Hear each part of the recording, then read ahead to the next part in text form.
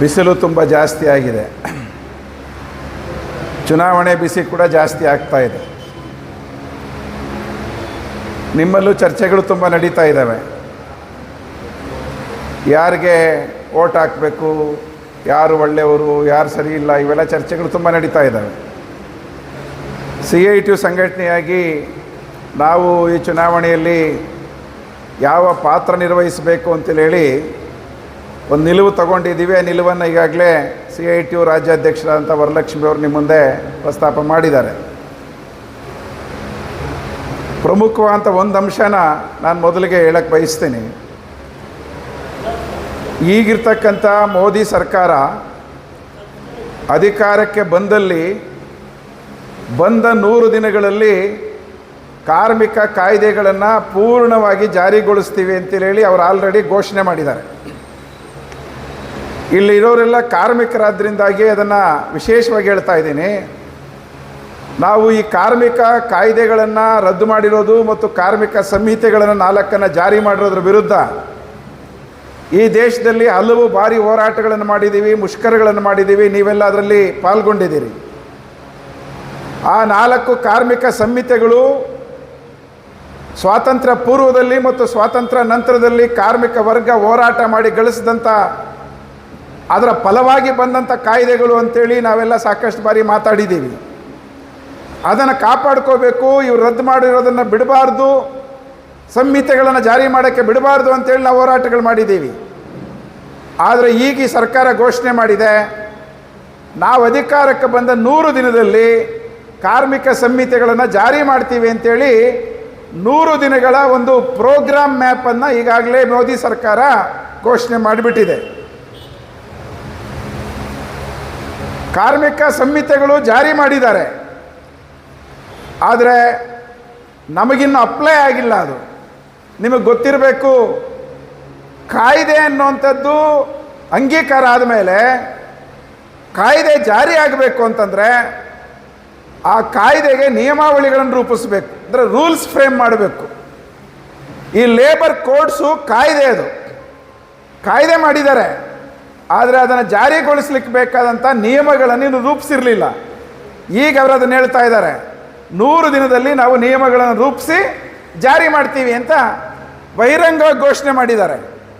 ಈಗ ಯುದ್ಧದ ಗೆರೆ ಸ್ಪಷ್ಟವಾಗಿ ಗೋಚರಿಸ್ತಾ ಇದೆ. ಯಾರು ಯಾವ ಕಡೆಗಿದ್ದಾರೆ, ನಾವು ಯಾವ ಕಡೆಗಿರಬೇಕು ಅನ್ನೋದು ಸ್ಪಷ್ಟವಾಗಿ ಯುದ್ಧದ ಗೆರೆಗಳನ್ನು ಎಳಿಲಾಗಿದೆ. ಈಗ ಇಷ್ಟೂ ದಿವಸ ನಾವು ಮಾಡ್ಕೊಂಬಂಥ ಹೋರಾಟ, ಅದರ ಪರಿಣಾಮವಾಗಿ ಅವರು ನಿಯಮಗಳನ್ನು ರೂಪಿಸೋಕ್ಕಾಗಿರಲಿಲ್ಲ, ನಮ್ಮ ಫ್ಯಾಕ್ಟ್ರಿ ಒಳಗಡೆ ಅದನ್ನು ಜಾರಿ ಮಾಡೋಕ್ಕಾಗಿರಲಿಲ್ಲ. ಈಗ ಅವರು ಅಧಿಕೃತವಾಗಿ ಘೋಷಣೆ ಮಾಡಿದ್ದಾರೆ, ನಾವು ಮತ್ತೆ ಅಧಿಕಾರಕ್ಕೆ ಬಂದರೆ ನಿಯಮಗಳನ್ನು ರೂಪಿಸ್ತೀವಿ, ನಮ್ಮ ಫ್ಯಾಕ್ಟ್ರಿಯ ಒಳಗಡೆಗೆ ಅದನ್ನು ಜಾರಿ ಮಾಡೋದಕ್ಕೆ ಮಾಲೀಕರಿಗೆ, ಬಂಡವಾಳದಾರರಿಗೆ ಸಂಪೂರ್ಣವಾದ ಅವಕಾಶವನ್ನು ಕೊಡ್ತೀವಿ ಅಂತೇಳಿ ಮೋದಿ ಸರ್ಕಾರ ಘೋಷಣೆ ಮಾಡಿಬಿಟ್ಟಿದೆ. ಈಗ ನಮ್ಮ ಮುಂದೆ ಸ್ಪಷ್ಟ ಇದೆ, ಜಾರಿ ಮಾಡಬಾರ್ದು ಅಂತೇಳಿ ನಾವು ಹೋರಾಟ ಮಾಡ್ಕೊಂಡು ಬಂದು ಇಷ್ಟು ಕಾಲ ತಡೆದು ನಿಲ್ಲಿಸಿದ್ವಿ ಸ್ವಲ್ಪ. ಆದರೆ ಈಗ ಅವರು ಚುನಾವಣೆ ಟೈಮಲ್ಲಿ ಜಾರಿ ಮಾಡ್ತೀವಿ ಅಂತ ಹೇಳ್ತಾ ಇದ್ದಾರೆ. ಈಗ ನಾವು ತೀರ್ಮಾನ ಮಾಡಬೇಕು, ನೀವು ಜಾರಿ ಮಾಡೋದಕ್ಕೆ ಅಧಿಕಾರಕ್ಕೆ ಬಂದರೆ ತಾನೇ, ಅಧಿಕಾರಕ್ಕೆ ನಿಮ್ಮನ್ನು ಬರೋಕ್ಕೆ ಬಿಡಲ್ಲ, ಅದು ಹೆಂಗೆ ಜಾರಿ ಮಾಡ್ತೀರಿ ಅಂತೇಳಿ ನಾವು ತೀರ್ಮಾನ ಮಾಡಬೇಕಾ ಬೇಡವಾ? ಮಾಡಬೇಕಲ್ವಾ? ಆ ರೀತಿ ತೀರ್ಮಾನ ಮಾಡುವಂಥ ಚುನಾವಣೆ ಆಗಿದೆ, ನಾವು ಪರಿಗಣಿಸ್ಬೇಕು. ನೀವು ಅಧಿಕಾರಕ್ಕೆ ಬರೋಕ್ಕೆ ಬಿಡಲ್ಲ, ನಾವು ಅದು ಹೆಂಗೆ ಜಾರಿ ಮಾಡ್ತೀರಿ ನೀವು ನೋಡೋಣ ಅನ್ನೋ ರೀತಿಯಲ್ಲಿ ಸವಾಲಾಗಿ ಕಾರ್ಮಿಕ ವರ್ಗ ಇವತ್ತು ಸ್ವೀಕರಿಸಬೇಕು ಅನ್ನುವಂಥದ್ದು ಮುಖ್ಯವಾದಂಥ ಪ್ರಶ್ನೆ. ಸ್ನೇಹಿತರೆ, ಕಾರ್ಮಿಕ ಸಮಸ್ಯೆಗಳಿಗೆ ಸಂಬಂಧಪಟ್ಟಂತೆ ಸುಮಾರು ವಿಚಾರಗಳನ್ನ ಮಾತಾಡಿರೋದ್ರಿಂದ ನಾನು ಪುನರಾವರ್ತನೆ ಮಾಡಲ್ಲ. ಇವತ್ತು ನಮ್ಮ ದೇಶದ ಪರಿಸ್ಥಿತಿ ಏನಾಗಿದೆ, ಎಲ್ಲಿಗೆ ಬಂದು ನಿಂತಿದ್ದೀವಿ ನಾವು? ಭಾಳ ದೊಡ್ಡ ಸಂಖ್ಯೆಯಲ್ಲಿ ಯುವಜನರ ಮಧ್ಯದಲ್ಲಿ, ಯುವ ಕಾರ್ಮಿಕರ ಮಧ್ಯದಲ್ಲಿ ಚರ್ಚೆ ಆಗುವಂಥ ವಿಚಾರ ಏನು ನೋಡಿ. ಮೋದಿ ಇದ್ದಾರಲ್ಲ, ಈ ದೇಶವನ್ನು ರಕ್ಷಣೆ ಮಾಡುವಂಥವರು, ಅದೊಂದು ದೊಡ್ಡ ಚರ್ಚೆ ನಡೀತಾ ಇದೆ, ಒಳಗಡೆ ನಡೀತಾ ಇದೆ. ಮೋದಿ ಥರ ದೇಶ ರಕ್ಷಣೆ ಮಾಡೋರು ಯಾರಿದ್ದಾರಪ್ಪ ಅಂತ ಕೇಳ್ತಾರೆ ಕೆಲವರು, ಅಥವಾ ಚರ್ಚೆ ನಡೀತಾ ಇದೆ. ಈ ಪ್ರಶ್ನೆಗೆ ನಾವು ಸರಿಯಾಗಿ ಉತ್ತರ ಕಂಡುಕೊಳ್ಳಿಲ್ಲ ಅಂದರೆ ಇಡೀ ದೇಶದ ಜನ ಮಂಗ ಆಗಿಬಿಡ್ತಾರೆ. ದೇಶವನ್ನು ರಕ್ಷಣೆ ಮಾಡೋದಂತಂದ್ರೆ ಏನು? ಯಾವುದನ್ನು ರಕ್ಷಣೆ ಮಾಡ್ತಿದ್ದಾರೆ ಇವರು? ಅವ್ರು ಹೇಳಿದ್ರು ಏನಂತೇಳಿ, ಮೋದಿಗೇನ್ರಿ ಮನೆ ಐತಾ, ಮಕ್ಕಳೈತಾ, ಹೆಂಡತಿ ಐತಾ, ಯಾರೂ ಇಲ್ಲ, ದೇಶಕ್ಕಾಗಿ ಅವ್ರು ದುಡಿತಾವ್ರೆ, ನಿದ್ದೆ ಮಾಡ್ದಂಗೆ ದುಡಿತಾವ್ರೆ. ಇವೆಲ್ಲ ಮಾತುಗಳು ಚರ್ಚೆಯಲ್ಲಿ ಇಲ್ವಾ? ಇದ್ದಾವೆ. ಅಸಲಿಗೆ ಮದುವೆ ಮಾಡ್ಕೊಂಡವ್ರೆ, ಹೆಂಡ್ತಿನೂ ಇದ್ದಾರೆ, ಆದರೆ ಹೆಂಡ್ತಿನ ಬಿಟ್ಬಿಟ್ಟವ್ರೆ. ಆ ವಿಚಾರಕ್ಕೆ ಹೋಗೋದು ಬೇಡ. ಆದರೆ ನಮ್ಮ ಕುಟುಂಬಗಳು ಹೆಂಗೆ ನಡೀತವೆ ಅನ್ನೋಂಥ ಅರಿವು ಮೋದಿಗಿಲ್ಲ. ನಮ್ಮ ಮನೆಗಳು ಹೆಂಗೆ ನಡೀತವೆ, ನಮ್ಮ ಮಕ್ಕಳು ಹೆಂಗೆ ಬದುಕ್ತಾ ಇದ್ದಾರೆ, ಇದರ ಜ್ಞಾನ ಮೋದಿಗಿಲ್ಲ ಅಥವಾ BJP ಸರ್ಕಾರಕ್ಕಿಲ್ಲ. ಅವ್ರು ಹೇಳಿದಂಥ ಒಂದು ಮಾತೇನಿದೆ ಆರಂಭದಲ್ಲಿ, 15 ಲಕ್ಷ ರೂಪಾಯಿ, ಆ ಕಥೆ ಎಲ್ಲ ನಿಮಗೆ ಗೊತ್ತು. ಯಾರಿಗಾದ್ರೂ ಬಂತಾ? ಯಾರಿಗಾದ್ರು 15 ಲಕ್ಷ ರೂಪಾಯಿ ಬಂತಾ? ಯಾರಿಗೂ ಬರಲಿಲ್ಲ. ಎಲ್ಲರೂ ಬ್ಯಾಂಕ್ ಅಕೌಂಟ್ ಓಪನ್ ಮಾಡಿಸಿಟ್ಕೊಂಡ್ರು. ಅವಾಗ ಏನು ಹೇಳಿದ್ದವರು? ನಾ ಕಾವುಂಗ ನಾ ಕಾನೇ ದೂಂಗ, ಅದೇ ತಾನೇ ಹೇಳಿದ್ದವರು. ಮೋದಿ ನೋಡ್ರಿ, ತಾನೂ ತಿನ್ನಲ್ಲ, ತಿನ್ನೋರ್ಗೂ ಬಿಡಲ್ಲ. ಎಷ್ಟು ಚೆನ್ನಾಗಿದೆ ರೀ ಅದು, ಘೋಷಣೆ ಚೆನ್ನಾಗಿದೆ. ಇವತ್ತೇನಾಗಿದೆ ಪರಿಸ್ಥಿತಿ? ಇವತ್ತು ಆ ಮಾತನ್ನು ಮೋದಿ ರಿಪೀಟ್ ಮಾಡ್ತಾರಾ? ಈ ಎಲೆಕ್ಷನ್ ಹೇಳ್ತಾರ? ಅದನ್ನು ನಾವೆಲ್ಲರೂ ಡಿಮ್ಯಾಂಡ್ ಮಾಡೋಣ. ಮೋದಿಯವರು ಈ ಎಲೆಕ್ಷನಲ್ಲೂ ಕೂಡ ನಾ ಕಾವುಂಗ ನಾ ಕಾನೇ ದೂಂಗ ಅಂತೇಳಿ ಹೇಳ್ಬೇಕು ತಾನೆ? ಹೇಳೋ ಧೈರ್ಯ ಇದೆ ಅವ್ರಿಗೆ? ಯಾಕೆಂದರೆ ಈಗ ಸ್ಲೋಗನ್ ಚೇಂಜ್ ಆಗಿಬಿಟ್ಟೈತೆ. ಏನೀಗ ಸ್ಲೋಗನ್ ಗೊತ್ತಾ? ಸಿರ್ಫ್ ಮೇ ಕಾವುಂಗ ಅವ್ರು ಕಿಸಿ ಕೋ ಕಾನೇ ನಹಿ ದೂಂಗ. ಇದು ಸ್ಲೋಗನ್ ಚೇಂಜ್ ಆಗಿರೋದು. ಅರ್ಥ ಆಯಿತು ಅಂತ ಅನ್ಕೊಂಡಿದ್ದೀನಿ. ನಿಮಗೆ ಅರ್ಥ ಆಯ್ತಾ? ಆಗಿಲ್ಲ. ಹಿಂದೆ ಹೇಳಿದ್ದೇನೆಂದರೆ, ನಾನು ತಿನ್ನಲ್ಲ, ತಿನ್ನೋರಿಗೆ ಬಿಡಲ್ಲ. ಈಗ ನಾನು ಮಾತ್ರ ತಿಂತೀನಿ, ಒಬ್ಬನಿಗೂ ತಿನ್ನಕ್ಕೆ ಬಿಡಲ್ಲ ಅಂತ. ಆ ರೀತಿ ಆಗ್ಬಿಟ್ಟೈತಿ ಈಗ ದೇಶದಲ್ಲಿ. ಅದಕ್ಕೆ ನಮ್ಮ ಕಣ್ಮುಂದೆ ಇರೋದು ಎಲೆಕ್ಟ್ರಲ್ ಬಾಂಡ್ಸ್, ಚುನಾವಣಾ ಬಾಂಡ್. ನಾನು ಸುಮ್ಮನೆ ನಿಮಗೆ ಕೇಳ್ತೀನಿ, ಎಷ್ಟು ಜನಕ್ಕೆ ಗೊತ್ತಾಗಿದೆ ಇಲ್ಲಿ ಚುನಾವಣಾ ಬಾಂಡ್ ವಿಚಾರ? ಗೊತ್ತಾಯಿತು ಅನ್ನೋರು ಸುಮ್ಮನೆ ಕೈ ಎತ್ತಿ ನೋಡೋಣ. ಚುನಾವಣಾ ಬಾಂಡ್ ನಮಗೆ ಗೊತ್ತಾಯಿತು ಅಂತ ಹೇಳೋರು ಗೊತ್ತಿಲ್ಲ. ಬಹುತೇಕ ಜನಕ್ಕೆ ಗೊತ್ತಿಲ್ಲ. ಪೇಪರ್ ನೀವು ಓದ್ತಿಲ್ಲ, ಟಿ ವಿಗಳನ್ನು ನೋಡ್ತಾ ಇಲ್ಲ. ಯಾಕೆಂದರೆ ಪೇಪರಲ್ಲಿ ಯಾವುದೋ ಒಂದೆರಡು ಬಿಟ್ಟರೆ ಯಾವ ಪೇಪರಲ್ಲಿ ಬರೀತಾ ಇಲ್ಲ. ಟಿ ವಿಗಳಂತೂ ಪೂರ್ತಿ ಕೊಂಡ್ಕೊಂಡ್ಬಿಟ್ಟವ್ರೆ. ನಮ್ಮ ದೇಶದಲ್ಲಿರ್ತಕ್ಕಂಥ ಟಿ ವಿ ಚಾನೆಲ್ಗಳಲ್ಲಿ 72 ಚಾನೆಲ್ಗಳನ್ನು ಮುಖೇಶ್ ಅಂಬಾನಿ ನಡೆಸ್ತಾನೆ. ರಿಲಯನ್ಸ್ ಕಂಪನಿ ಅಂಬಾನಿ 72 ಚಾನೆಲ್ಗಳಿದ್ದಾವೆ. ಇಡೀ ದೇಶದಲ್ಲಿ ಟಿ ವಿ ನೋಡೋರ ಸಂಖ್ಯೆ ಇದೆಯಲ್ಲ, ಅದರಲ್ಲಿ 80% ಟಿ ವಿ ನೋಡೋವಂಥವರು ಈ 72 ಚಾನೆಲ್ಗಳು ನೋಡ್ತಾರೆ. ಹೀಗಾಗಿ ಆ ಚಾನೆಲ್ಗಳಲ್ಲಿ ಎಲೆಕ್ಟ್ರಲ್ ಬಾಂಡ್ ಬಗ್ಗೆ ಒಂದೇ ಒಂದು ಬಿಡಿಗಾಸು ಇದುವರೆಗೂ ಪ್ರಸಾರ ಮಾಡಿಲ್ಲ. ನಮ್ಮ ದೇಶದ ಹಣಕಾಸು ಮಂತ್ರಿ ನಿರ್ಮಲಾ ಸೀತಾರಾಮನ್ ಅವ್ರ ಗಂಡ ಪರಕಾಲ್ ಪ್ರಭಾಕರನ್ ಅಂತೇಳಿ ಅವರು ನಮ್ಮ ದೇಶದ ಆರ್ಥಿಕ ತಜ್ಞರಲ್ಲೊಬ್ಬರು. ಅವ್ರೇನು ಹೇಳ್ತಾ ಇದ್ದಾರೆ ಗೊತ್ತಾ? ಈ ಚುನಾವಣಾ ಬಾಂಡ್ ಅನ್ನೋದಿದೆಯಲ್ಲ, ಇದು ನಮ್ಮ ದೇಶದಲ್ಲಿ ಮಾತ್ರ ದೊಡ್ಡ ಹಗರಣ, ಭ್ರಷ್ಟಾಚಾರ ಅಲ್ಲ, ಜಗತ್ತಲ್ಲೇ ದೊಡ್ಡ ಭ್ರಷ್ಟಾಚಾರದ ಹಗರಣ ಇದು ಅಂತೇಳಿ ನಿರ್ಮಲಾ ಸೀತಾರಾಮನ್ ಗಂಡ ಹೇಳ್ತಾವ್ರಿ. ಇವತ್ತು ಅವ್ರ ಮನೆಯಲ್ಲಿ ಹೆಂಗಿದಾರೋ ಗೊತ್ತಿಲ್ಲ. ಯಾಕೆಂದರೆ ಇವ್ರು ಈ ದಿಕ್ಕಲ್ಲಿ ಮಾತಾಡ್ತಾವ್ರೆ, ಅವ್ರು ಆ ದಿಕ್ಕಲ್ಲಿ ಅವ್ರೆ. ಏನಾಗಿರ್ಬೋದು ಮನೆಗೆ ಗೊತ್ತಿಲ್ಲ ನಮಗದು. ಆದರೂ ಅವರು ಭಾಳ ಧೈರ್ಯವಾಗಿ ಮಾತಾಡ್ತಾವ್ರೆ.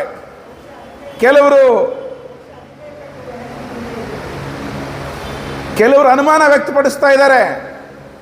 ಅವ್ರ ಜೊತೆ ಇಂಟರ್ವ್ಯೂ ಮಾಡಿದ ಮೇಲೆ ಪರಕಾಲ್ ಪ್ರಭಾಕರ್ ಅವ್ರ ಜೊತೆಯಲ್ಲಿ ಸೇಫ್ ಆಗಿರಿ ನೀವು ಅಂತೇಳಿ ಅವ್ರು ಆಶಿಸ್ತಾ ಇದ್ದಾರೆ.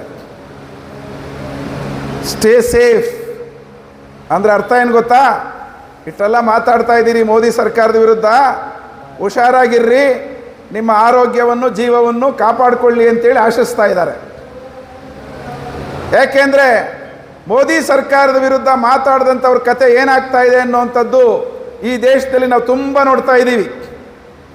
ಯಾರಾದರೂ ಈ ಸರ್ಕಾರದ ವಿರುದ್ಧ ಮಾತಾಡಿದ್ರೆ ಅವ್ರಿಗೆ ಜೈಲೇ ಗತಿ ಅನ್ನೋಂಥ ಪರಿಸ್ಥಿತಿ ಬಂದೈತಿ. ಈಗ ಯಾರ್ಯಾರನ್ನೆಲ್ಲ ಜೈಲಿಗೆ ಹಾಕ್ತಾ ಇದ್ದಾರೆ. ಒಂದು ಕಡೆಯಲ್ಲಿ ಅವರು ಇಡಿ ರೈಡ್ ಮಾಡ್ತಾರೆ.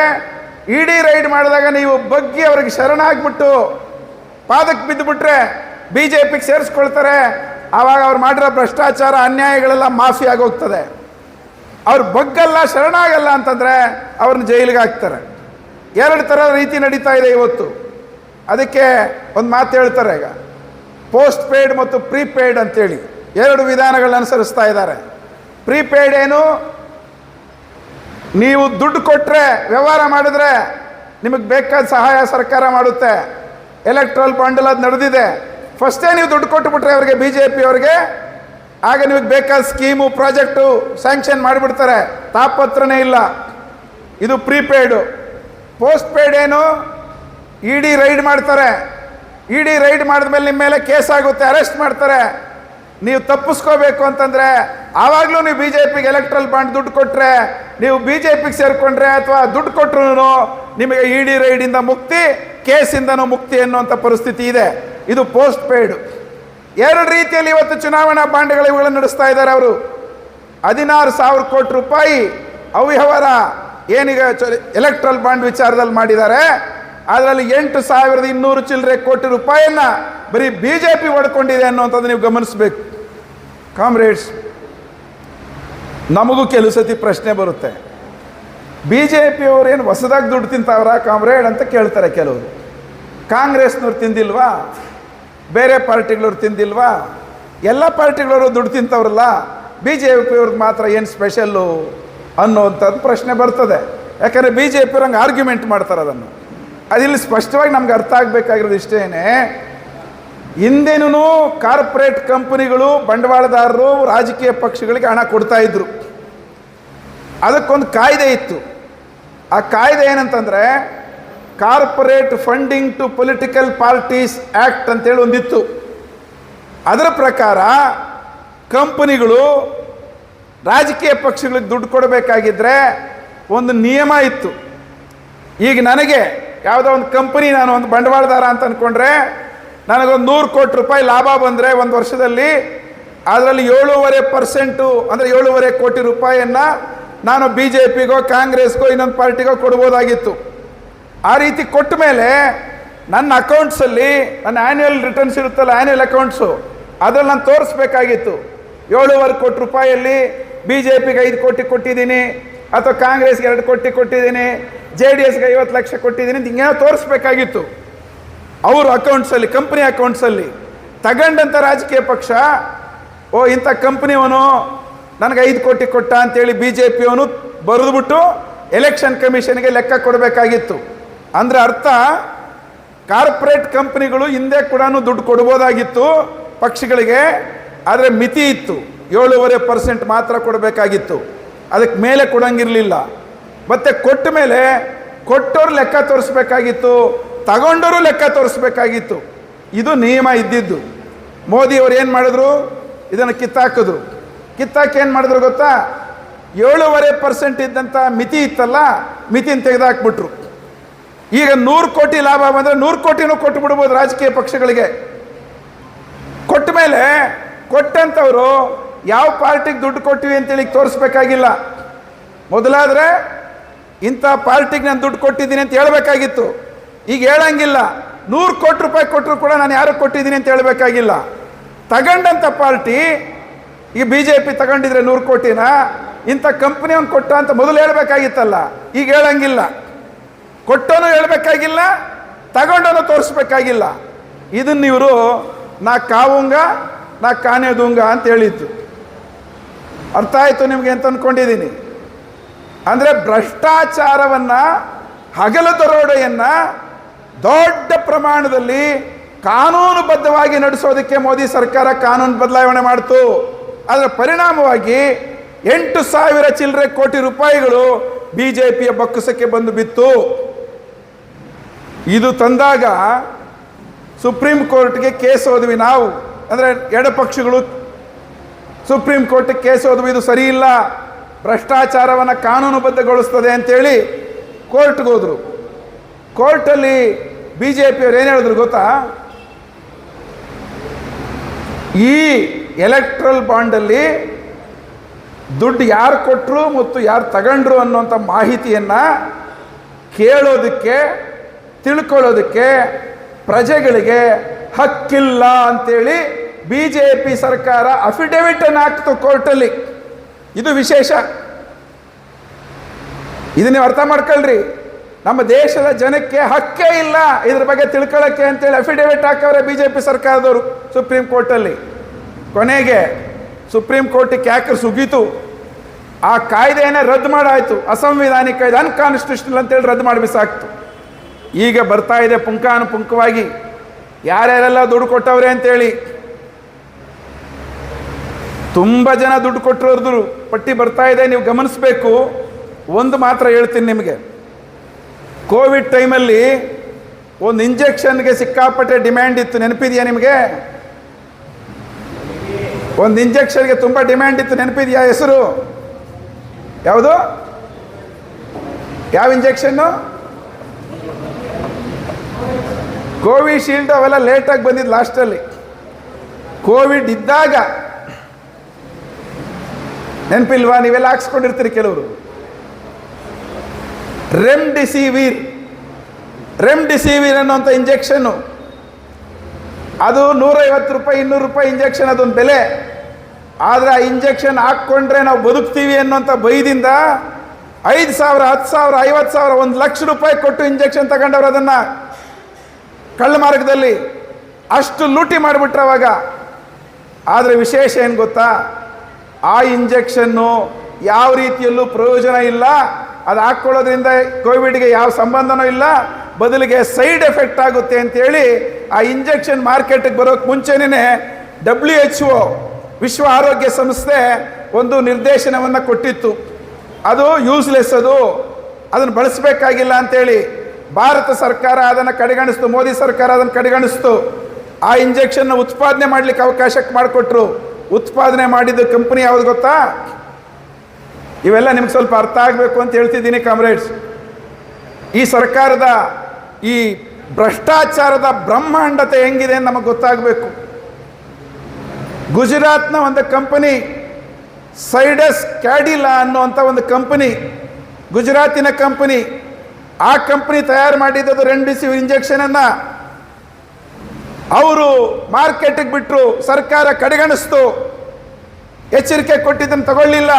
ಯೂಸ್ಲೆಸ್, ಅದು ಕೊಡಬಾರ್ದು ಇಂಜೆಕ್ಷನ್ ಅಂತ ಹೇಳಿದ್ರು, ಕೇಳಲಿಲ್ಲ. ಮಾರ್ಕೆಟಿಗೆ ಬಿಟ್ಟರು, ದೊಡ್ಡ ಪ್ರಮಾಣದಲ್ಲಿ ಮಾರಾಟ ಮಾಡಿದ್ರು. ಅವ್ರಿಗೆ ಅನುಕೂಲ ಮಾಡಿಕೊಟ್ಟಿದ್ದಕ್ಕೆ ಆ ಕಂಪನಿಯವನು BJPಗೆ 10 ಕೋಟಿ ರೂಪಾಯಿ ಎಲೆಕ್ಟ್ರಲ್ ಬಾಂಡ್ಸನ್ನು ಕೊಂಡುಕೊಂಡ. ಅಂದರೆ ಯಾರ್ಯಾರು ಈ ಕಳ್ಳ ಔಷಧಿಗಳನ್ನು, ಜನಕ್ಕೆ ವಿರುದ್ಧವಾಗಿರೋ ಔಷಧಿಗಳನ್ನು ಮಾರಾಟ ಮಾಡಿದ್ರು, ದುಡ್ಡು ಮಾಡಿದ್ರು, ಅವರೆಲ್ಲರೂ ಕೂಡ BJPಗೆ ಎಲೆಕ್ಟ್ರಲ್ ಬಾಂಡ್ಸ್ ಹೆಸರಲ್ಲಿ ದುಡ್ಡು ಕೊಟ್ಟರು.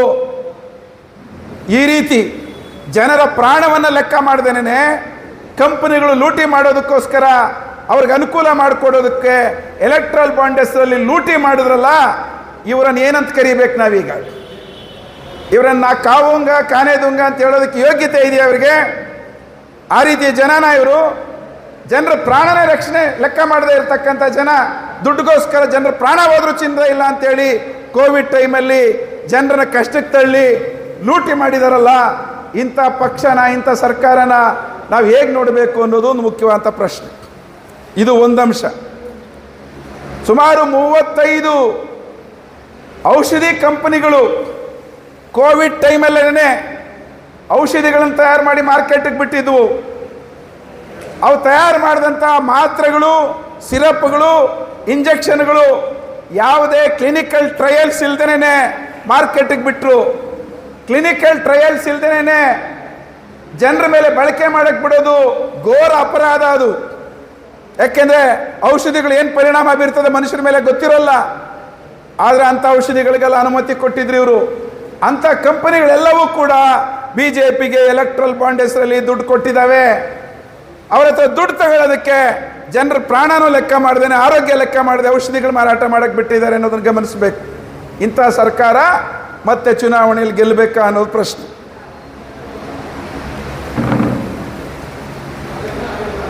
ನೋಡ್ರಿ, ಈಗ ಚುನಾವಣೆಗಳು ಹೆಂಗೆ ನಡೀತಾವೆ ಅನ್ನೋದೊಂದು ಸಮಸ್ಯೆ ಬಂದಿದೆ ಈಗ ನಮಗೆ. ನ್ಯಾಯವಾಗಿ ಚುನಾವಣೆಗಳು ನಡೆಯುತ್ತಾ ಅನ್ನೋಂಥ ಅನುಮಾನ ನಮ್ಮ ದೇಶದಲ್ಲಿ ಇವತ್ತು ವ್ಯಾಪಕವಾಗಿ ಎದ್ದಿದೆ. ಯಾಕೆ? ತುಂಬ ಜನ ಹೇಳ್ತಿದ್ದಾರೆ EVMಗಳು, ಎಲೆಕ್ಟ್ರಾನಿಕ್ ವೋಟಿಂಗ್ ಮಿಷಿನ್ಗಳು ಪ್ರಾಬ್ಲಮ್ ಇದ್ದಾವೆ. ನಾವು CIT ಆಗಿ ಹೇಳ್ತಾ ಇದ್ದೀವಿ. ಈಗ ವೋಟಿಂಗ್ ಮಿಷಿನ್ಗಳು ಹೆಂಗಿರ್ತವೆ ಅಂತ ನಿಮಗೆ ಗೊತ್ತಲ್ಲ. ಪೋಲಿಂಗ್ ಬೂತ್ಗೆ ಹೋದರೆ ಮೊದಲೇನಿರುತ್ತೆ? ನೀವು ಯಾರು ವೋಟ್ ಹಾಕ್ತೀರೋ ವೋಟಿಂಗ್ ಮಿಷಿನ್ ಇರುತ್ತೆ, ಹೌದಾ? ಹಂಗೆ ತಾನೇ ಸೀಕ್ವೆನ್ಸ್ ಇರೋದು. ವೋಟಿಂಗ್ ಮಿಷಿನ್ ಇರುತ್ತೆ, ಪಕ್ಕದಲ್ಲಿ ಇನ್ನೊಂದು ಮಿಷಿನ್ ಇರುತ್ತೆ. ಏನು ಹೇಳ್ತಾರೆ ಅದಕ್ಕೆ? VVPAT ಮಿಷಿನ್ ಅಂತ ಹೇಳ್ತಾರೆ. ನೀವು ಇಲ್ಲಿ ವೋಟ್ ಒತ್ತಿದ ತಕ್ಷಣ ಆ ಮಿಷಿನಲ್ಲಿ ಒಂದು ಪೇಪರ್ ಒಳಗಡೆಯಿಂದ ಕಾಣ್ತದೆ. ನೀವು ಯಾವ ಪಾರ್ಟಿಗೆ ಹಾಕಿದರೆ ಸಿಂಬಲ್ ಕಾಣುತ್ತೆ ಅದರಲ್ಲಿ. ಒಂದು ಪೇಪರ್ ಅದರಲ್ಲೇ ಹೆಂಗೆ ರೌಂಡ್ ಹಾಕ್ಕೊಂಡು ಒಳಗಡೆ ತಿರುಗಿ ಬೀಳುತ್ತೆ. ನಿಮ್ಮ ಕೈಗೇನು ಬರೋಲ್ಲ, ಆದರೆ ನಿಮಗೆ ಗೊತ್ತಾಗುತ್ತೆ ಅದು ನೀವು ಯಾವ ಪಾರ್ಟಿಗೆ ವೋಟ್ ಹಾಕಿದ್ದೀರಿ ಅಂತ. ಸಿಂಬಲ್ ಕಾಣುತ್ತೆ ಅದರಲ್ಲಿ. ಈ ಮಿಷಿನ್ ಇರ್ತದೆ, VVPAT ಮಿಷಿನ್ ಅಂತ ಹೇಳ್ತೀವಿ. ಆಮೇಲೆ ಕಂಟ್ರೋಲ್ ಯೂನಿಟ್ ಅಂತಿರುತ್ತೆ, ಅಲ್ಲಿ ಕೂತ್ಕೊಂಡಿರ್ತಾರಲ್ಲ ಟೇಬಲ್ ಹತ್ರ, ಅವ್ರ ಹತ್ರ ಒಂದು ಮಿಷಿನ್ ಇರ್ತದೆ, ಕಂಟ್ರೋಲ್ ಯೂನಿಟ್ ಅಂತ ಹೇಳ್ತೀವಿ. ಈ ಸೀಕ್ವೆನ್ಸಲ್ಲಿ ಇರುತ್ತೆ. ಈಗ ಭಾಳ ದೊಡ್ಡ ಅನುಮಾನ ಈಗ ಬರ್ತಿರೋದು, ಚರ್ಚೆ ಆಗ್ತಿರೋದು ಏನಪ್ಪ ಅಂತಂದರೆ, ಈ ಮಧ್ಯದಲ್ಲಿ ಇದೆಯಲ್ಲ VVPAT ಮಿಷಿನ್, ಅದು ಪ್ರಾಬ್ಲಮ್ ಇದೆ. ಮಧ್ಯದಲ್ಲಿರೋದ್ರಿಂದ ಪ್ರಾಬ್ಲಮ್ ಇದೆ. ಅದೇನೋ ತಂತ್ರಜ್ಞಾನಿಕವಾಗಿ ಸುಮಾರು ಅಂಶಗಳಿದ್ದಾವೆ, ನಾನು ಅದೆಲ್ಲ ವಿವರಿಸೋಕ್ಕೆ ಹೋಗಲ್ಲ. ಅದನ್ನು ಕೊನೆಗೆ ಹಾಕಬೇಕು. ಆ ಮಧ್ಯದಲ್ಲಿರೋ ಮಿಷನ್ನ ಕೊನೆಗೆ ತರಬೇಕು. ಫಸ್ಟು ನಾವು ಬಟನ್ ಒತ್ತುವಂಥ ವೋಟಿಂಗ್ ಮಿಷಿನು, ಅದಾದ ಮೇಲೆ ಕಂಟ್ರೋಲ್ ಯೂನಿಟ್ಗೆ ಕನೆಕ್ಟ್ ಆಗಬೇಕದು. ಕಂಟ್ರೋಲ್ ಯೂನಿಟ್ ಆದಮೇಲೆ ಕೊನೆಯಲ್ಲಿ VVPAT ಮಿಷಿನ್ ಬರಬೇಕು ಅಂತೇಳಿ ಈ ದೇಶದಲ್ಲಿ ಎಲ್ಲರೂ ಒತ್ತಾಯ ಮಾಡ್ತಾ ಇದ್ದಾರೆ. CITಯು ಕೂಡ ಒತ್ತಾಯ ಮಾಡ್ತಾ ಇದೆ. ಆದರೆ ಎಲೆಕ್ಷನ್ ಕಮಿಷನ್ನು ತಲೆನೇ ಕೆಡಿಸ್ಕೊಳ್ತಾ ಇಲ್ಲ ಅದರ ಬಗ್ಗೆ. ಈ ವಿಚಾರದಲ್ಲಿ ಸುಪ್ರೀಂ ಕೋರ್ಟಲ್ಲಿ ಕೇಸು ಕೂಡ ಇದೆ. ಆ ಕೋರ್ಟ್ ತೀರ್ಪು ಯಾವಾಗ ಬರುತ್ತೋ ಗೊತ್ತಿಲ್ಲ. ಚುನಾವಣೆ ಮುಗಿದ ಮೇಲೆ ಬಂದರೆ ಏನು ಮಾಡಬೇಕು ಗೊತ್ತಿಲ್ಲ. ಆದರೆ ಚುನಾವಣಾ ಆಯೋಗ ತಲೆ ಕೆಡಿಸ್ಕೊಳ್ತಾ ಇಲ್ಲ. ಯಾಕೆ ಚುನಾವಣಾ ಆಯೋಗ ತಲೆ ಕೆಡಿಸ್ಕೊಳ್ತಾ ಇಲ್ಲ ಅಂದರೆ, ಈ ಚುನಾವಣಾ ಆಯೋಗವನ್ನು ಹಲ್ಲು ಕಿತ್ತ ಹಾವಾಗಿ ಈಗ ಮೋದಿ ಸರ್ಕಾರ ಮಾಡಿದೆ. ಯಾಕೆ? ಚುನಾವಣಾ ಆಯೋಗದಲ್ಲಿ 3 ಜನ ಕಮಿಷನರ್ಸ್ ಇರ್ತಾರೆ. ಒಬ್ಬ ಚೀಫ್ ಎಲೆಕ್ಷನ್ ಕಮಿಷನರು, ಇನ್ನಿಬ್ಬರು ಎಲೆಕ್ಷನ್ ಕಮಿಷನರ್ಸ್ ಅಂತೇಳಿ 3 ಜನ ಇರ್ತಾರೆ. ಇದು ಸಂವಿಧಾನಿಕ ಹುದ್ದೆ. ಇದಕ್ಕೆಲ್ಲ ಆಯ್ಕೆ ಆಗಿಬಿಟ್ರೆ ಒಂದ್ಸತಿ ವರ್ಗಾವಣೆ ಮಾಡೋಕ್ಕಾಗಲ್ಲ, ಕಿತ್ತಾಕಕ್ಕೂ ಆಗಲ್ಲ ಅವ್ರನ್ನ. ಅವರ ಅವಧಿ ಪೂರ್ಣ, ಅವರಲ್ಲಿ ಯಾರು ಅವ್ರನ್ನ ತೆಗಿಯೋಕ್ಕಾಗಲ್ಲ. ಆ ರೀತಿ ಕಾನ್ಸ್ಟಿಟ್ಯೂಷನಲ್ ಪೋಸ್ಟ್ಸ್ ಅವು. ಅಂಥ ಇವುಗಳಿಗೆ ಆಯ್ಕೆ ಮಾಡೋ ವಿಧಾನ ಏನಿತ್ತಪ್ಪ ಅಂದರೆ, ಮೊದಲು 3 ಜನರ ಒಂದು ಕಮಿಟಿ ಇತ್ತು. ಒಂದು ಪ್ರಧಾನಮಂತ್ರಿ, ಎರಡನೇದು ವಿರೋಧ ಪಕ್ಷದ ನಾಯಕರು, ಮೂರನೇದು ಸುಪ್ರೀಂ ಕೋರ್ಟಿನ ಚೀಫ್ ಜಸ್ಟಿಸ್. ಈ 3 ಜನ ಇರ್ತಕ್ಕಂಥ ಕಮಿಟಿ ಚುನಾವಣಾ ಆಯುಕ್ತರು ಯಾರಿರಬೇಕು ಅಂತೇಳಿ ತೀರ್ಮಾನ ಮಾಡ್ತಾ ಇದ್ರು. ಆದರೆ ಮೋದಿ ಸರ್ಕಾರ ಈಗ ಏನು ಮಾಡಿದೆ ಅಂದರೆ, ಸುಪ್ರೀಂ ಕೋರ್ಟ್ನ ಚೀಫ್ ಜಸ್ಟಿಸನ್ನು ಅದರಿಂದ ಕಿತ್ತಾಕ್ಬಿಟ್ಟವ್ರೆ. ಕಾಯ್ದೆ ತಿದ್ದುಪಡಿ ಮಾಡಿಬಿಟ್ಟವ್ರೆ ಮೊನ್ನೆ. ಇದು ನೀವು ಗಮನಿಸ್ತಾ ಇದ್ದೀರೋ ಇಲ್ವೋ ಗೊತ್ತಿಲ್ಲ. ಭಾಳ ಅಪಾಯಕಾರಿಯಾಗಿರೋ ಬೆಳವಣಿಗೆಗಳಿವು. ಪ್ರಜಾಪ್ರಭುತ್ವವನ್ನು ಬುಡದಲ್ಲೇ ಮುಗಿಸಲಿಕ್ಕೆ ಮಾಡ್ತಿರೋಂಥ ಕೆಲಸಗಳು. ಈಗ ಸುಪ್ರೀಂ ಕೋರ್ಟ್ನ ಮುಖ್ಯ ನ್ಯಾಯಾಧೀಶರು ಕಮಿಟಿಯಲ್ಲಿ ಇಲ್ಲ, ತೆಗೆದುಬಿಟ್ಟು ಏನು ಮಾಡಿದ್ದಾರೆ ಅಂದರೆ, ಪ್ರಧಾನಮಂತ್ರಿ, ಇನ್ನೊಬ್ಬ ಮಂತ್ರಿ ಮತ್ತು ವಿರೋಧ ಪಕ್ಷದ ನಾಯಕರು, ಅಂದರೆ ಮೆಜಾರಿಟಿ ಇವರೇ ಇರ್ತಾರೆ. ಇವ್ರು ಹೇಳಿದವ್ರನ್ನ ಚುನಾವಣಾ ಆಯುಕ್ತರನ್ನ ಮಾಡ್ತಾರೆ. ಈಗ ಆ ರೀತಿ ಇಬ್ಬರನ್ನ ಆಯ್ಕೆ ಮಾಡಿದ್ದಾರೆ. ಆ 3 ಜನರ ಕಮಿಟಿ ಯಾರ್ಯಾರ್ದಪ್ಪ ಇದ್ದಿದ್ದು ಅಂದರೆ, ಒಂದು ಪ್ರಧಾನಮಂತ್ರಿ ಮೋದಿ, ಹೋಮ್ ಮಿನಿಸ್ಟರ್ ಅಮಿತ್ ಶಾ, ಇನ್ನೊಂದು ವಿರೋಧ ಪಕ್ಷದ ನಾಯಕರು ಅಧೀರ್ ರಂಜನ್ ಚೌಧರಿ, ಕಾಂಗ್ರೆಸ್ನ ಲೋಕಸಭಾ ಲೀಡರ್. ಈ 3 ಜನ ಸೇರಬೇಕಲ್ಲ. ಇದು ಎಂಥ ಆಟ ಆಡವ್ರೆ ಅಂದರೆ, ಈಗ 1 ಗಂಟೆಗೆ ಮೀಟಿಂಗ್ ಇದೆ ಅಂದರೆ ಅರ್ಧ ಗಂಟೆಗೆ ಮೊದಲು ನೀವು ಯಾರನ್ನು ಸೂಚನೆ ಮಾಡ್ತೀರಿ ಅನ್ನೋಂಥದ್ದಕ್ಕೆ ಒಂದು 120 ಜನರದ ಪಟ್ಟಿ ಕೊಟ್ಬಿಟ್ಟವ್ರು ಅವ್ರ ಕೈಗೆ. ಅರ್ಧ ಗಂಟೆ ಮೊದಲು ಯಾರ ಬಗ್ಗೆ ಏನೂ ಗೊತ್ತಿಲ್ಲ ಅವರಿಗೆ. ಅಂದರೆ ಅವ್ರು ಏನು ಪಾತ್ರ ನಿರ್ವಹಿಸಬಾರ್ದು ಅಂತ ಕೊನೆಗೆ ಅವ್ರು ಸುಮ್ಮನೆ ಆಗಿಬಿಟ್ಟಿದ್ದಾರೆ, ಅದನ್ನು ಬಾಯ್ಕಾಟ್ ಮಾಡಿದ್ದಾರೆ. ಕೊನೆಗೆ ಪ್ರಧಾನಮಂತ್ರಿ ಮೋದಿ, ಅಮಿತ್ ಶಾ ಇಬ್ಬರು ಸೇರಿ 2 ಎಲೆಕ್ಷನ್ ಕಮಿಷನರ್ಸ್ನ ಆಯ್ಕೆ ಮಾಡಿದ್ದಾರೆ. ಅದರಲ್ಲೊಬ್ಬ ಅಮಿತ್ ಶಾನ ಹೋಮ್ ಡಿಪಾರ್ಟ್ಮೆಂಟಲ್ಲಿದ್ದಂಥ ಒಬ್ಬ ಚೀಫ್ ಸೆಕ್ರೆಟರಿ ಈಗ ಎಲೆಕ್ಷನ್ ಕಮಿಷನರ್ ಆಗಿದ್ದಾರೆ. ಇದು ನೀವು ಗಮನಿಸಬೇಕು. ಅಮಿತ್ ಶಾ ಹೇಳ್ದಂಗೆ ಕೇಳುವಂಥ ಎಲೆಕ್ಷನ್ ಕಮಿಷನರ್ಗಳು ಬಂದವರೀಗ ಈ ದೇಶದ ಚುನಾವಣೆಗಳು ಹೆಂಗೆ ನಡೆಯುತ್ತೆ ಅನ್ನೋಂಥ ಯಾವ ಗ್ಯಾರಂಟಿನೂ ಇಲ್ಲ. ಯಾಕೆ ಅನುಮಾನ ಇದೆ ಅಂತಂದರೆ, ನೀವು ಮೊನ್ನೆ ಚಂಡೀಗಢಲ್ಲಿ ನಡೆದಂಥ ಮೇಯರ್ ಎಲೆಕ್ಷನ್ ಗಮನಿಸಿರಬೇಕು. ಆಮ್ ಆದ್ಮಿ ಪಾರ್ಟಿ ಮತ್ತು ಕಾಂಗ್ರೆಸ್ ಪಾರ್ಟಿ 2 ಮೆಜಾರಿಟಿ ಇತ್ತು. ಅವರು ಮೇಯರ್ ಆಗಬೇಕಾಗಿತ್ತು, ಓಟು ಹಾಕಿದ್ರು. ಒಬ್ಬ ಚುನಾವಣಾಧಿಕಾರಿ, ಒಬ್ಬ IAS ಆಫೀಸರ್ನ ಕೂರಿಸಿದ್ರು ಇವರು BJP ಅವರು, ಅವ್ರಿಗೆ ಬೇಕಾದವ್ರನ್ನ. ಅವನೇನು ಮಾಡ್ದ, ಕ್ಯಾಮ್ರಾ ಮುಂದೆ ಕೂತ್ಕೊಂಡು ಕೆಳಗಡೆ ಓಟ್ ಹಾಕಿದ್ದನ್ನು ತಿರಸ್ಕೃತ ಅಂತೇಳಿ ಆ ಪೇಪರ್ ಮೇಲೆ ಅವನು ಬರೆದುಬಿಟ್ಟು ಟಿಕ್ ಏನೋ ಒಂದು ಚಿತ್ ಮಾಡಿಬಿಟ್ಟು ತಿರಸ್ಕೃತ ಅಂತ ಮಾಡಿಬಿಟ್ರೆ 8 ಓಟ್ನ 8 ಓಟ್ ತಿರಸ್ಕೃತ ಆದಮೇಲೆ BJP ಮೇಯರ್ನ ಆಯ್ಕೆ ಮಾಡ್ದ ಅವನು. ಸುಪ್ರೀಂ ಕೋರ್ಟ್ಗೆ ಹೋಯ್ತು. ಸುಪ್ರೀಂ ಕೋರ್ಟ್ ಚೀಮಾರಿ ಆಗ್ತವನಿಗೆ IAS ಆಫೀಸರ್ಗೆ. ಅದು ಕ್ಯಾಮ್ರಾ ಕೆಳಗಡೆ ಕೂತ್ಕೊಂಡು ಇಂಥ ಅಯೋಗ್ಯತನದ ಕೆಲಸ ಮಾಡ್ತಿದ್ದಾನೆ ಇವನೆಂಥ IAS ಆಫೀಸರು, ಅವನ ಮೇಲೆ ಕ್ರಮ ತಗೊಳ್ರಿ ಅಂತೇಳಿ ಆದೇಶ ಮಾಡ್ತು ಸುಪ್ರೀಂ ಕೋರ್ಟು. ಅದಾದ ಮೇಲೆ ಆ ಮತಪತ್ರಗಳನ್ನ ಮತ್ತೆ ಅಂಗೀಕಾರ ಮಾಡಿ ಕೊನೆಗೆ ಕಾಂಗ್ರೆಸ್ ಆಮ್ ಆದ್ಮಿ ಪಾರ್ಟಿಯ ಮೇಯರಲ್ಲಿ ಪುನಃ ಬರೋಂಗಾಯಿತು. ಅಂದರೆ ಚುನಾವಣೆಯಲ್ಲಿ ತಾವು ಅಧಿಕಾರಕ್ಕೆ ಬರಲಿಕ್ಕೆ ಯಾವುದೇ ಮಟ್ಟಕ್ಕೆ ಕೀಳ್ಮಟ್ಟಕ್ಕೆ ಹೋಗಕ್ಕೆ ರೆಡಿ ಇದ್ದಾರೆ ಇವರು ಅನ್ನೋಂಥದ್ದನ್ನು ಒಂದೊಂದು ಪ್ರಕರಣ ಕೂಡ ಇವತ್ತು ತೋರಿಸ್ತಾ ಇದೆ ನಮಗೆ. ಆದ್ದರಿಂದಾಗಿ ಈ ಚುನಾವಣೆಗಳು ನ್ಯಾಯಸಮ್ಮತವಾಗಿ ಸ್ವತಂತ್ರವಾಗಿ ನಡೆಯುತ್ತಾ ಅನ್ನೋಂಥ ಅನುಮಾನಗಳೇ ಇದ್ದಾವೆ. ಇನ್ನೊಂದು ಭಾಳ ಮುಖ್ಯವಾದಂಥ ಅನುಮಾನ ಇರೋದೇನೆಂದರೆ, ನಮ್ಮ ದೇಶದಲ್ಲಿ ನಾನು ಮತ್ತೆ ಪರಕಾಲ್ ಪ್ರಭಾಕರ್ ಹೆಸರು ತಗೊಳ್ತಾ ಇದ್ದೀನಿ. ನಿರ್ಮಲಾ ಸೀತಾರಾಮನ್ ಫೈನಾನ್ಸ್ ಮಿನಿಸ್ಟ್ರು, ಅವ್ರ ಗಂಡ ಅವ್ರು ಏನು ಹೇಳಿದ್ದಾರೆ ಅಂದರೆ, ಮತ್ತೆ ಮೋದಿ ಸರ್ಕಾರ ಚುನಾವಣೆಯಲ್ಲಿ ಗೆದ್ದರೆ ನಮ್ಮ ದೇಶ ಮತ್ತೆ ಚುನಾವಣೆಗಳನ್ನು ಕಾಣುತ್ತಾ ಅನ್ನೋದ್ರ ಬಗ್ಗೆ ಅನುಮಾನ ಇದೆ ಅಂತ ಹೇಳಿದ್ದಾರೆ. ನಿಮ್ಗಿದು ಅರ್ಥ ಆಗ್ಬೋದು ಅಂತ ಅಂದ್ಕೊಂಡಿದ್ದೀನಿ. ಅಂದರೆ ಅದರ ಅರ್ಥ ಇದೇ ಕೊನೆ ಚುನಾವಣೆಯಾಗಿ ಕೂಡ ಆಗಿಬಿಡ್ಬೋದು, ಅಂದರೆ ನಮ್ಮ ದೇಶ ಸರ್ವಾಧಿಕಾರದ ಕಡೆಗೂ ಹೋಗ್ಬೋದು ಅನ್ನೋಂಥ ಮಾತುಗಳನ್ನು ತುಂಬ ಜನ ಮಾತಾಡ್ತಾ ಇದ್ದಾರೆ. ಈಗ ಇದ್ರ ಬಗ್ಗೆ ನಾವು ಗಮನ ಹರಿಸ್ಬೇಕು. ಯಾಕೆಂದರೆ ನಾವಿಲ್ಲಿ ಕೂತಿರೋರೆಲ್ಲರೂ ಕೂಡ ಕಾರ್ಮಿಕ ಹಕ್ಕುಗಳು ಅಂತ ಮಾತಾಡ್ತಿದ್ದೀವಲ್ಲ, ಈ ಯಾವ ಕಾರ್ಮಿಕ ಹಕ್ಕುಗಳು ಇರೋಲ್ಲ ಮುಂದಕ್ಕೆ. ಸಂವಿಧಾನದ ಇದು ಕಳೆದೋದ್ರೆ ಕಾರ್ಮಿಕ ಹಕ್ಕುಗಳೇನು ಉಳಿಯಲ್ಲ, ಯಾವ ಪ್ರಜಾಪ್ರಭುತ್ವ ಹಕ್ಕುಗಳು ಉಳಿಯಲ್ಲ. ಯಾಕೆ ಉಳಿಯಲ್ಲ ಅಂತಂದರೆ, ಅವ್ರು ಇತ್ತೀಚೆಗೆ ಒಂದು ಪೌರತ್ವ ತಿದ್ದುಪಡಿ ಕಾಯ್ದೆ ಅಂತೇಳಿ ಮಾಡಿದ್ದಾರೆ. ಪೌರತ್ವ ತಿದ್ದುಪಡಿ ಕಾಯ್ದೆ ಅಂತೇಳಿ ನೀವು ಎಷ್ಟು ಜನ ಗಮನಿಸಿದಿರೋ ನನಗೆ ಗೊತ್ತಿಲ್ಲ. ನಮ್ಮ ಸಂವಿಧಾನದ ಒಳಗಡೆಯಲ್ಲಿ ಆರ್ಟಿಕಲ್ 5, 6, 7, 8, 9, 10, 11 ಇಷ್ಟು ಆರ್ಟಿಕಲ್ಸು ನಮ್ಮ ದೇಶದಲ್ಲಿ ಪೌರತ್ವವನ್ನು ಪಡ್ಕೊಳ್ಳಿಕ್ಕೆ ಯಾವ್ಯಾವ ವಿಧಾನಗಳಿದ್ದಾವೆ ಅನ್ನುವಂಥದ್ದನ್ನು ವಿವರಿಸಿದೆ. ಇಷ್ಟು ಆರ್ಟಿಕಲ್ಸಲ್ಲಿ ಧರ್ಮದ ಹೆಸರಲ್ಲಿ, ಜಾತಿ ಹೆಸರಲ್ಲಿ, ಭಾಷೆ ಹೆಸರಲ್ಲಿ, ಲಿಂಗ ತಾರತಮ್ಯದ ಹೆಸರಲ್ಲಿ ಯಾವುದೂ ಕೂಡ ಮಾನದಂಡ ಅಲ್ಲ. ಪೌರತ್ವವನ್ನು ಪಡ್ಕೊಳ್ಳೋಕ್ಕೆ ಜಾತಿ ಬೇಕಾಗಿಲ್ಲ, ಧರ್ಮ ಬೇಕಾಗಿಲ್ಲ, ಭಾಷೆ ಬೇಕಾಗಿಲ್ಲ, ನಿಮ್ಮ ಸಂಸ್ಕೃತಿ ಬೇಕಾಗಿಲ್ಲ, ನೀವು ಹೆಣ್ಣೋ ಗಂಡೋ ವ್ಯತ್ಯಾಸ ಬೇಕಾಗಿಲ್ಲ. ಅದು ನಮ್ಮ ಸಂವಿಧಾನದ ಮೂಲ ತತ್ವ, ಪೌರತ್ವ ಪಡ್ಕೊಳ್ಳೋಕ್ಕೆ. ಆದರೆ ಇವರು ತಿದ್ದುಪಡಿ ಮಾಡಿರೋದು ಏನು, ಅವ್ರು ಹೇಳಿದ್ದಾರೆ ಈಗ ಫಸ್ಟ್ ಟೈಮ್ ನಮ್ಮ ಸಂವಿಧಾನಕ್ಕೆ ಒಂದು ಮತಧರ್ಮದ ಆಧಾರದಲ್ಲಿ ಪೌರತ್ವ ಕೊಡ್ತೀವಿ ಅನ್ನುವಂಥದ್ದನ್ನು ಜಾರಿ ಮಾಡಕ್ಕೆ ಹೊರಟಿದ್ದಾರೆ. ಮುಂದೆ ಆಯ್ಕೆ ಆದರೆ 100 ದಿನದಲ್ಲಿ ಜಾರಿ ಮಾಡ್ತೀವಿ ಅನ್ನೋದ್ರಲ್ಲಿ ಇದು ಒಂದು ಸ್ಕೀಮ್ ಇದೆ, ಇದು ಗಮನದಲ್ಲಿ ಇಟ್ಕೊಳ್ರಿ. ಏನದು, ಪಾಕಿಸ್ತಾನ, ಬಾಂಗ್ಲಾದೇಶ, ಆಫ್ಘಾನಿಸ್ತಾನದಿಂದ ಮುಸಲ್ಮಾನರನ್ನು ಹೊರತುಪಡಿಸಿ ಹಿಂದೂಗಳು, ಕ್ರಿಶ್ಚಿಯನ್ರು, ಸಿಖ್ರು, ಬೌದ್ಧರು, ಜೈನರು, ಪಾರ್ಸಿಗಳು 6 ಮತಧರ್ಮದವರಿಗೆ 2014ನೇ ಇಸ್ವಿಯಿಂದ ಹಿಂದೆ ಅವರು ಭಾರತಕ್ಕೆ ಆ ದೇಶಗಳಿಂದ ಬಂದಿದ್ರೆ, ಅಲ್ಲಿ ಕಿರುಕುಳಗಳನ್ನ ಅನುಭವಿಸಿ ಬಂದಿದ್ರೆ ಅವರಿಗೆ ಆಟೋಮೆಟಿಕ್ ಆಗಿ ನಾವು ಭಾರತದ ಪೌರತ್ವ ಕೊಡ್ತೀವಿ ಅನ್ನೋದು ತಿದ್ದುಪಡಿ. ನೋಡಿ, ಇಲ್ಲಿ ಬಂದಿದ್ದ ಸಮಸ್ಯೆ 2. 1, ಮುಸಲ್ಮಾನರನ್ನ ಈ ಪಟ್ಟಿಯಿಂದ ಆಚೆ ಇಡಲಾಗಿದೆ. ನಮ್ಮ ಮನಸ್ಸುಗಳಲ್ಲೂ ತುಂಬ ಜನಕ್ಕೆ ಇದೊಂದು ಭೀತಿಯನ್ನು ಹುಟ್ಟಿಸಿದ್ದಾರೆ. ಈಗ BJPಯವರು ಬರ್ತಾ ಇದ್ರೆ ಈ ದೇಶ ಮುಸ್ಲಿಂ ದೇಶ ಆಗಿಬಿಡುತ್ತೆ, ಈ ಥರದ ಮಾತುಗಳನ್ನು ತುಂಬ ಜನ ಭಯ ಹುಟ್ಟಿಸೋ ರೀತಿಯಲ್ಲಿ ಫೇಸ್ಬುಕ್ಕು, ವಾಟ್ಸಪ್ಗಳಲ್ಲಿ ಪ್ರಚಾರಗಳು ನಡೆಸ್ತಾ ಇದ್ದಾರೆ. ಇದು ಎಷ್ಟು ಹಸಿ ಸುಳ್ಳು ಅನ್ನೋದು ಬೇರೆ ವಿಚಾರ. ಆದರೆ ಆ ಭಾವನೆ ಇದೆಯಲ್ಲ, ಅದಕ್ಕೆ ಪೂರಕವಾಗಿ ತಿದ್ದುಪಡಿ ಮಾಡಿದ್ದಾರೆ.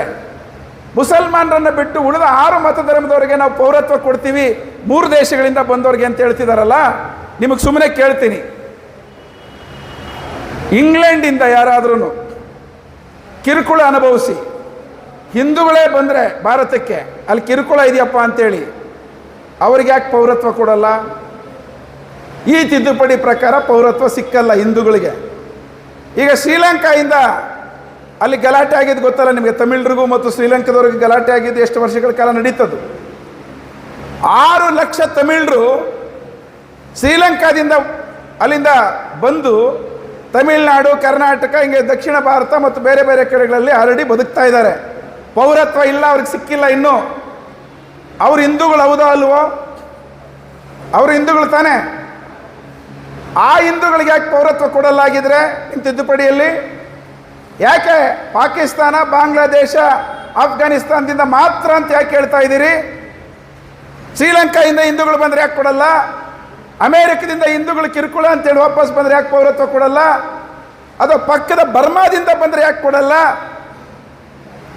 ಇದು ಹಿಂದೂಗಳ ಪರವಾಗಿರೋ ಕಾನೂನು ಅಲ್ಲ, ಅಥವಾ ಜನರ ಪರವಾಗಿರೋ ಕಾನೂನು ಅಲ್ಲ. ಬದಲಿಗೆ ಹಿಂದೂ ಮುಸ್ಲಿಂ ಅನ್ನುವಂಥ ಗಲಾಟೆಯನ್ನು ಎಬ್ಬಿಸೋದ್ರ ಮುಖಾಂತರವಾಗಿ ದೇಶದಲ್ಲಿ ಯಾವಾಗಲೂ ಈ ಮತಧರ್ಮದ ಗಲಾಟೆಗಳನ್ನ ಇಟ್ಕೊಂಡಿದ್ರೆ ನಾವು ಅಧಿಕಾರ ಮಾಡ್ಬೋದು ಅನ್ನುವಂಥದ್ದು ಒಂದು. ಎರಡನೇದು, ಅವರಿಗೆ ಈ ಸಂವಿಧಾನ ಬೇಕಾಗಿಲ್ಲ.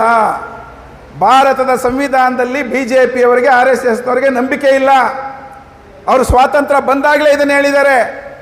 ನಾವು ಸಂವಿಧಾನ ಅಂಗೀಕರಿಸಿದ ದಿನದಲ್ಲೇ ಹೇಳಿದ್ದಾರೆ. RSSನ ಒಂದು ಪತ್ರಿಕೆ, ಆರ್ಗನೈಸರ್ ಅನ್ನೋಂಥ ಪತ್ರಿಕೆಯಲ್ಲಿ ಆವತ್ತಿನೇ RSSನ ಮುಖ್ಯಸ್ಥರು ಎಡ್ಗೆವಾರ್ ಅವರು ಬರ್ಕೊಂಡಿದ್ದಾರೆ, ಈ ಸಂವಿಧಾನ ಭಾರತೀಯ ಅಲ್ಲ. ಅಂದರೆ ಭಾರತೀಯ ಸಂವಿಧಾನ ಯಾವುದು? ಪ್ರಜಾಪ್ರಭುತ್ವ ಇರೋದು, ಸಮಾನತೆ ಇರೋದು, ತಾರತಮ್ಯ ಇರಬಾರ್ದು ಅನ್ನುವಂಥದ್ದು. ಇದು ಭಾರತದ ಸಂವಿಧಾನ ಭಾರತೀಯ ಅಲ್ಲ ಅಂತ ಹೇಳ್ತಾ ಇದ್ದಾರೆ ಅವರು.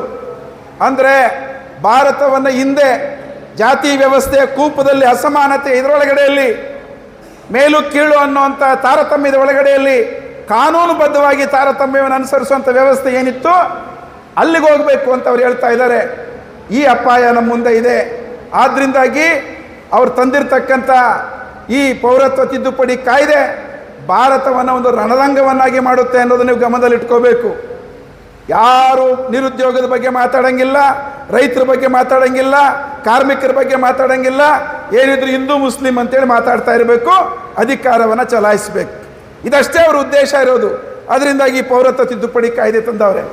ಸುಮ್ಮನೆ ಮಾತಿಗೆ ಹೇಳ್ತೀನಿ, ಪಾಕಿಸ್ತಾನದಲ್ಲಿ ನೀವು ಗಮನಿಸ್ತಾ ಇರ್ತೀರಲ್ಲ, ಬಾಂಬ್ಗಳು ಸ್ಫೋಟ ಸಂಭವಿಸ್ತದೆ, ಮಸೀದಿಗಳ ಮೇಲೆ ಬಾಂಬ್ಗಳಾಗ್ತಾರಲ್ಲಿ. ನೀವು ಆಶ್ಚರ್ಯ ಪಡಬೇಕು. ಅರೆ, ಪಾಕಿಸ್ತಾನ ಮುಸ್ಲಿಂ ದೇಶ ಅಲ್ವಾ? ಮುಸ್ಲಿಂ ದೇಶದಲ್ಲೇ ಮಸೀದಿಗಳ ಮೇಲೆ ಬಾಂಬ್ಗಳಾಕಿ ಮುಸಲ್ಮಾನರನ್ನೇ ಯಾಕೆ ಕೊಲ್ತಾ ಇದ್ದಾರೆ ಅವರು? ಯೋಚನೆ ಮಾಡಿದರೆ ಯಾವಾಗಾದ್ರೂ? ಅಲ್ಲಿರೋ ಹಿಂದೂಗಳ ಮೇಲೇನೋ, ಅಲ್ಲಿರೋ ಸಿಖ್ಖರ ಮೇಲೇನೋ, ಕ್ರಿಶ್ಚಿಯನ್ರ ಮೇಲೇನೋ ದಾಳಿ ಮಾಡಿ ಕೊಂದುಬಿಟ್ರೆ ಮುಸ್ಲಿಮರ ವಿರುದ್ಧವಾಗಿರೋರನ್ನ ಕೊಲ್ತಾವ್ರಪ್ಪ ಅಂತ ಅರ್ಥ ಇದೆ ಹಂಗೆ ಹೇಳೋಕ್ಕೆ. ಅರೆ, ಅಲ್ಲಿ ಮುಸಲ್ಮಾನರನ್ನೇ ಕೊಲ್ತಾರಲ್ಲ, ಯಾಕೆ? ಯೋಚನೆ ಮಾಡಿದ್ದೀರಾ? ಪಾಕಿಸ್ತಾನ ಇಸ್ಲಾಮಿಕ್ ರಾಷ್ಟ್ರ ಅಂತ ಘೋಷಣೆ ಮಾಡ್ಕೊಂಡಿದೆ. ಅವರ ಪಾಕಿಸ್ತಾನದ ಸಂವಿಧಾನದ ಪ್ರಕಾರ ಪಾಕಿಸ್ತಾನದಲ್ಲಿ ಮುಸ್ಲಿಂ ಅಲ್ಪಸಂಖ್ಯಾತರು ಕೆಲವರಿದ್ದಾರೆ, ಅವ್ರನ್ನ ಮುಸಲ್ಮಾನರು ಅಂತಲೇ ಅವ್ರು ಪರಿಗಣಿಸಲ್ಲ. ಅದರಲ್ಲಿ ಅಹಮದಿಯರು ಅಂತ ಒಂದು ಗುಂಪಿದೆ, ಅಲ್ಪಸಂಖ್ಯಾತ ಗುಂಪು. ಹಜಾರಾಗಳು ಅಂತ ಹೇಳಿದ್ದಾರೆ, ಇಸ್ಮೈಲಿಗಳು ಅಂತಿದ್ದಾರೆ. ಅವರು ಮುಸಲ್ಮಾನರು ಅಂತಲೇ ಪರಿಗಣಿಸಲ್ಲ. ಪಾಕಿಸ್ತಾನದಲ್ಲಿ ಕೊಲ್ತಾರೆ ಅವ್ರನ್ನ. ಅವರು ಕಿರುಕುಳ ಅನುಭವಿಸ್ತಾ ಇದ್ದಾರೆ. ಇವ್ರು ನಿಜಕ್ಕೂ ಪಾಕಿಸ್ತಾನದಲ್ಲಿ ಕಿರುಕುಳ ಜನ ಅನುಭವಿಸ್ತಾರೆ, ಅವ್ರು ಬಂದರೆ ಪೌರತ್ವ ಕೊಡ್ತೀವಿ ಅಂತ ಹೇಳ್ತಾರಲ್ಲ, ಇವ್ರನ್ನು ಪರಿಗಣಿಸ್ಬೇಕು ತಾನೆ? ಅಹಮದಿಯರನ್ನ, ಇಸ್ಮೈಲಿಗಳನ್ನ, ಹಜಾರಗಳನ್ನ ಯಾಕೆ ಆ ರೀತಿ ಪರಿಗಣಿಸಲ್ಲ? ಇವ್ರ ಉದ್ದೇಶ ಜನ ಕಷ್ಟದಲ್ಲಿದ್ದವ್ರಿಗೆ ಬಂದರೆ ಪೌರತ್ವ ಕೊಡಬೇಕು ಅನ್ನೋದಲ್ಲ. ಮತಧರ್ಮದ ಆಧಾರದಲ್ಲಿ ವಿಭಜನೆ ಮಾಡಿ ಹಿಂದೂ ಮುಸ್ಲಿಂ ಅನ್ನುವಂಥ ವಿಭಜನೆಯನ್ನು ಜಾಸ್ತಿ ಮಾಡಬೇಕು ಅನ್ನೋಂಥ ಉದ್ದೇಶ ಅವ್ರಿಗಿರೋದು. ಆದ್ದರಿಂದಾಗಿ ನಮ್ಮ ಸಂವಿಧಾನ ಉಳಿಬೇಕು ಅಂತಾದರೆ, ನಮ್ಮ ಹಕ್ಕುಗಳು ಉಳಿಬೇಕು ಅಂತಂದರೆ, ಪ್ರಜಾಪ್ರಭುತ್ವ ಉಳಿಬೇಕು ಅಂದರೆ ಈ ಸರ್ಕಾರ ತೊಲಗಬೇಕು ಅನ್ನೋಂಥದ್ದು ಒಂದು. ಕೊನೆ ಮಾತು ಹೇಳಿ ನಿಲ್ಲಿಸ್ತೀನಿ. ಅವರು 370 ಸೀಟ್ ಕೇಳ್ತಾವ್ರಲ್ವಾ? ಆದರೆ RSSನ ವರದಿಗಳೇ, ಆಂತರಿಕ ವರದಿಗಳು 220ರಿಂದ 230 ಮೇಲೆ BJPಯವ್ರು ಗೆಲ್ಲಲ್ಲ ಅಂತ ಅವರು ಆಂತರಿಕ ವರದಿಗಳು ಇದ್ದಾವೆ ಅಂತೇಳಿ ಬರ್ತಾ ಇದ್ದಾವೆ ಸುದ್ದಿಗಳು. ಅದೊಂದು ಕಡೆ ಇರಲಿ. 370 ಸೀಟ್ ಕೊಡ್ರಿ ನಮಗೆ ಅಂತ ಕೇಳ್ತಾರಲ್ಲ, ಯಾಕೆ ಹೇಳ್ರಿ?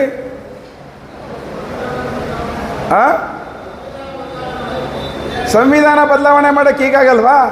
ಈಗ 303 ಸೀಟ್ ಐತಲ್ಲ, ಆಯಿತು, ನಾಳೆನೂ ಒಂದು 300 ಸೀಟ್ ಬಂದರೆ ಮತ್ತೆ ಮಾಡ್ಬೋದಲ್ಲ.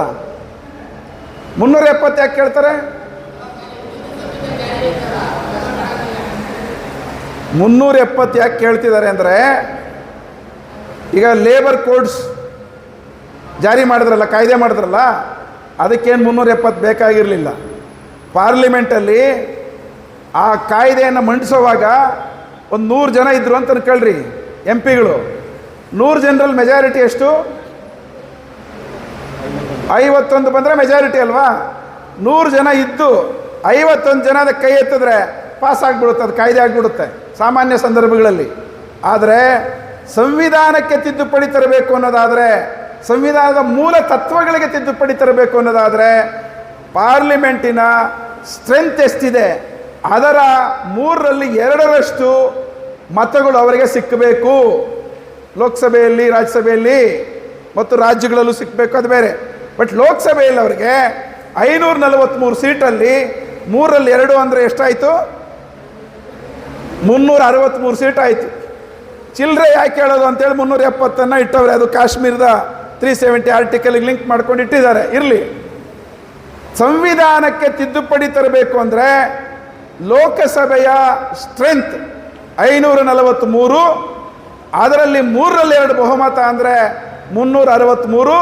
ಅದಕ್ಕೆ ಅವ್ರು 370 ಕೊಡ್ರಿ ಅಂತಂದರೆ 370 ಸೀಟು BJPಗಿದ್ದರೆ ನಾವು ಸಂವಿಧಾನವನ್ನು ಬದಲಾಯಿಸ್ತೀವಿ ಅನ್ನುವಂಥದ್ದಕ್ಕೆ ಓಟನ್ನು ಕೇಳ್ತಾ ಇದ್ದಾರೆ. ಇದು ನೀವು ಅರ್ಥ ಮಾಡ್ಕೋಬೇಕಾಗಿರೋದು. ನಾವು ಇರೋ ಹಕ್ಕುಗಳನ್ನು ಉಳಿಸ್ಕೋಬೇಕು, ಇನ್ನೊಂದಷ್ಟು ಹಕ್ಕುಗಳನ್ನು ಪಡ್ಕೋಬೇಕು ಅಂತ ನಾವು ಫೈಟ್ ಮಾಡ್ತಾ ಇದ್ದೀವಿ. ಆದರೆ BJPಯವರು ಈಗಿರೋ ಹಕ್ಕುಗಳನ್ನು, ಪ್ರಜಾಪ್ರಭುತ್ವವನ್ನು, ಸಮಾನತೆಯ ಅಂಶಗಳನ್ನೆಲ್ಲ ಕಿತ್ತಾಕಿ ಸಂವಿಧಾನವನ್ನು ತೆಗೆದಾಕಿ 500 ವರ್ಷದಿಂದಕ್ಕೆ ಹೋಗೋದಕ್ಕೆ ಅವ್ರು ಮಾತಾಡ್ತಾ ಇದ್ದಾರೆ. ಆದ್ದರಿಂದ ನಾವು ಯೋಚನೆ ಮಾಡಬೇಕಾಗಿದೆ.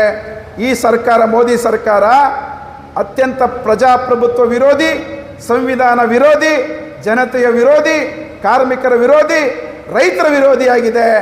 ಅಸಲಿಗೆ ಜನರ ಮನುಷ್ಯತ್ವದ ವಿರೋಧಿಯಾಗಿದೆ. ಇಂಥ ಸರ್ಕಾರ ಇರಬಾರ್ದು. ಇವರು ಬಿದ್ದರೆ ಸರ್ವಾಧಿಕಾರ ಅನ್ನುವಂಥದ್ದು ಕಟ್ಟಿಟ್ಟು ಬುತ್ತಿ. ಇದನ್ನು ನೀವು ಗಮನದಲ್ಲಿ ಇಟ್ಕೊಳ್ರಿ. ಇಲ್ಲಿ ಕೂತಿರೋರು ವೇದಿಕೆಯಲ್ಲಿ ಎಷ್ಟು ಜನ ಜೈಲುಗಳಲ್ಲಿ ಇರ್ತಾರೆ ಅಂತ ನೀವೇನು ಆಶ್ಚರ್ಯ ಪಡಬೇಡ್ರಿ. ಅವ್ರೇನಾದರೂ ಅವ್ರು ಅನ್ಕೊಂಡಂಗೆ ಅಧಿಕಾರಕ್ಕೆ ಬಂದರೆ ಈ ರೀತಿ ವೇದಿಕೆಯಲ್ಲಿ ಮಾತಾಡೋದು ಕಷ್ಟ. ಯಾರ್ಯಾರು ಯಾವಾಗ ಜೈಲಿಗೆ ಹೋಗ್ತಾರೆ ಕಷ್ಟ. ಜೈಲಿಗೆ ಹೋದ್ಮೇಲೆ ಬೇಲ್ ಸಿಕ್ಕುತ್ತೆ ಅನ್ನೋದು ಕಷ್ಟ. ಯಾಕೆಂದರೆ ಈಗ ಅರವಿಂದ್ ಕೇಜ್ರಿವಾಲ್ ಜೈಲಲ್ಲಿದ್ದಾನಲ್ಲ, ಬೇಲ್ ಕೊಡಲ್ಲ ಅವರಿಗೆ. ಯಾಕೆ ಕೊಡಲ್ಲ ಗೊತ್ತಾ? ಸಾಮಾನ್ಯವಾಗಿ ಭ್ರಷ್ಟಾಚಾರದ ಪ್ರಕರಣಗಳಲ್ಲಿ ಕೇಸ್ ಹಾಕೋದು ಯಾವುದು ಗೊತ್ತಾ? ಇಲ್ಲಿ ನಮ್ಮ ಲಾಯರ್ಗಳಿದ್ದಾರೆ. ಪ್ರಿವೆನ್ಷನ್ ಆಫ್ ಕರಪ್ಷನ್ ಆ್ಯಕ್ಟ್ ಅಡಿಯಲ್ಲಿ ಕೇಸ್ ಹಾಕೋದು. ಪ್ರಿವೆನ್ಷನ್ ಆಫ್ ಕರಪ್ಷನ್ ಅಂದರೆ ಭ್ರಷ್ಟಾಚಾರ ನಿಗ್ರಹ ಕಾಯ್ದೆ. ಆ ಕಾಯ್ದೆ ಅಡಿಯಲ್ಲಿ ಕೇಸ್ ಹಾಕಬೇಕು, ತನಿಖೆ ನಡೆಸಬೇಕು. ಅಕಸ್ಮಾತ್ ಜೈಲಿಗೂ ಹಾಕ್ಬೋದು ಒಂದು 4 ದಿವಸ, ಆದರೆ ಬೇಲ್ ಸಿಕ್ಕುತ್ತೆ. ಅದರಲ್ಲಿ ಬೇಲ್ ತಗೊಂಡು ಆಚೆ ಬರೋಕ್ಕೆ ಅವಕಾಶ ಇದೆ ಈ ಭ್ರಷ್ಟಾಚಾರ ನಿಗ್ರಹ ಕಾಯ್ದೆ ಅಡಿಯಲ್ಲಿ ಕೇಸ್ ಹಾಕಿದರೆ. ಆದರೆ ಕೇಜ್ರಿವಾಲು ಮತ್ತು ಬೇರೆ ಬೇರೆಯವರ ಮೇಲೆ ಆಗ್ತಿರೋ ಕೇಸುಗಳೀಗ ಈ ಕಾಯ್ದೆ ಅಡಿಯಲ್ಲೆಲ್ಲ PMLA, prevention of money laundering act ಅಡಿಯಲ್ಲಿ ಕೇಸುಗಳು ಹಾಕಿರೋದು. ಈ prevention of money laundering act ಅಂದರೆ ಏನು ಗೊತ್ತಾ? ಭ್ರಷ್ಟಾಚಾರದ ಹಣವನ್ನು ಭಯೋತ್ಪಾದನೆಗೆ ವರ್ಗಾವಣೆ ಮಾಡಿದ್ದಾರೆ, ರಾಷ್ಟ್ರದ್ರೋಹದ ಕೆಲಸಗಳಿಗೆ ವರ್ಗಾವಣೆ ಮಾಡಿದ್ದಾರೆ ಅನ್ನುವಂಥ ಪ್ರಕರಣ ಇದು. ಆ ಸೆಕ್ಷನ್ಗಳನ್ನು ಹಾಕೋದು. ನೀವು ಭಯೋತ್ಪಾದಕರಿಗೆ ಹಣ ಕೊಟ್ಟಿದ್ದಾರೆ ಅಂತೇಳಿ ಕೇಸ್ ಹಾಕಿದ್ರೆ 2 ವರ್ಷ ಅಲ್ಲ 5 ವರ್ಷ ಆದರೂ ಬೇಲ್ ಸಿಕ್ಕಲ್ಲ. ಈಗ ಎಲ್ಲ ಕೇಸುಗಳನ್ನು, ಭ್ರಷ್ಟಾಚಾರದ ಕೇಸುಗಳನ್ನೆಲ್ಲ PMLA ಸೆಕ್ಷನ್ ಅಡಿಯಲ್ಲಿ ಹಾಕೋದ್ರಿಂದ ವಿರೋಧ ಪಕ್ಷಗಳವರು, ಸರ್ಕಾರನ ವಿರೋಧ ಮಾಡೋರು ಆಚೆ ಇರೋ ಪ್ರಶ್ನೆನೇ ಇಲ್ಲ. ಪರ್ಮನೆಂಟಾಗಿ ಜೈಲಿಗೆ ತೋರಿಸೋಕ್ಕೆ ಎಲ್ಲ ವ್ಯವಸ್ಥೆ ಮೋದಿ ಸರ್ಕಾರ ಮಾಡ್ಕೊಂಡಿದೆ.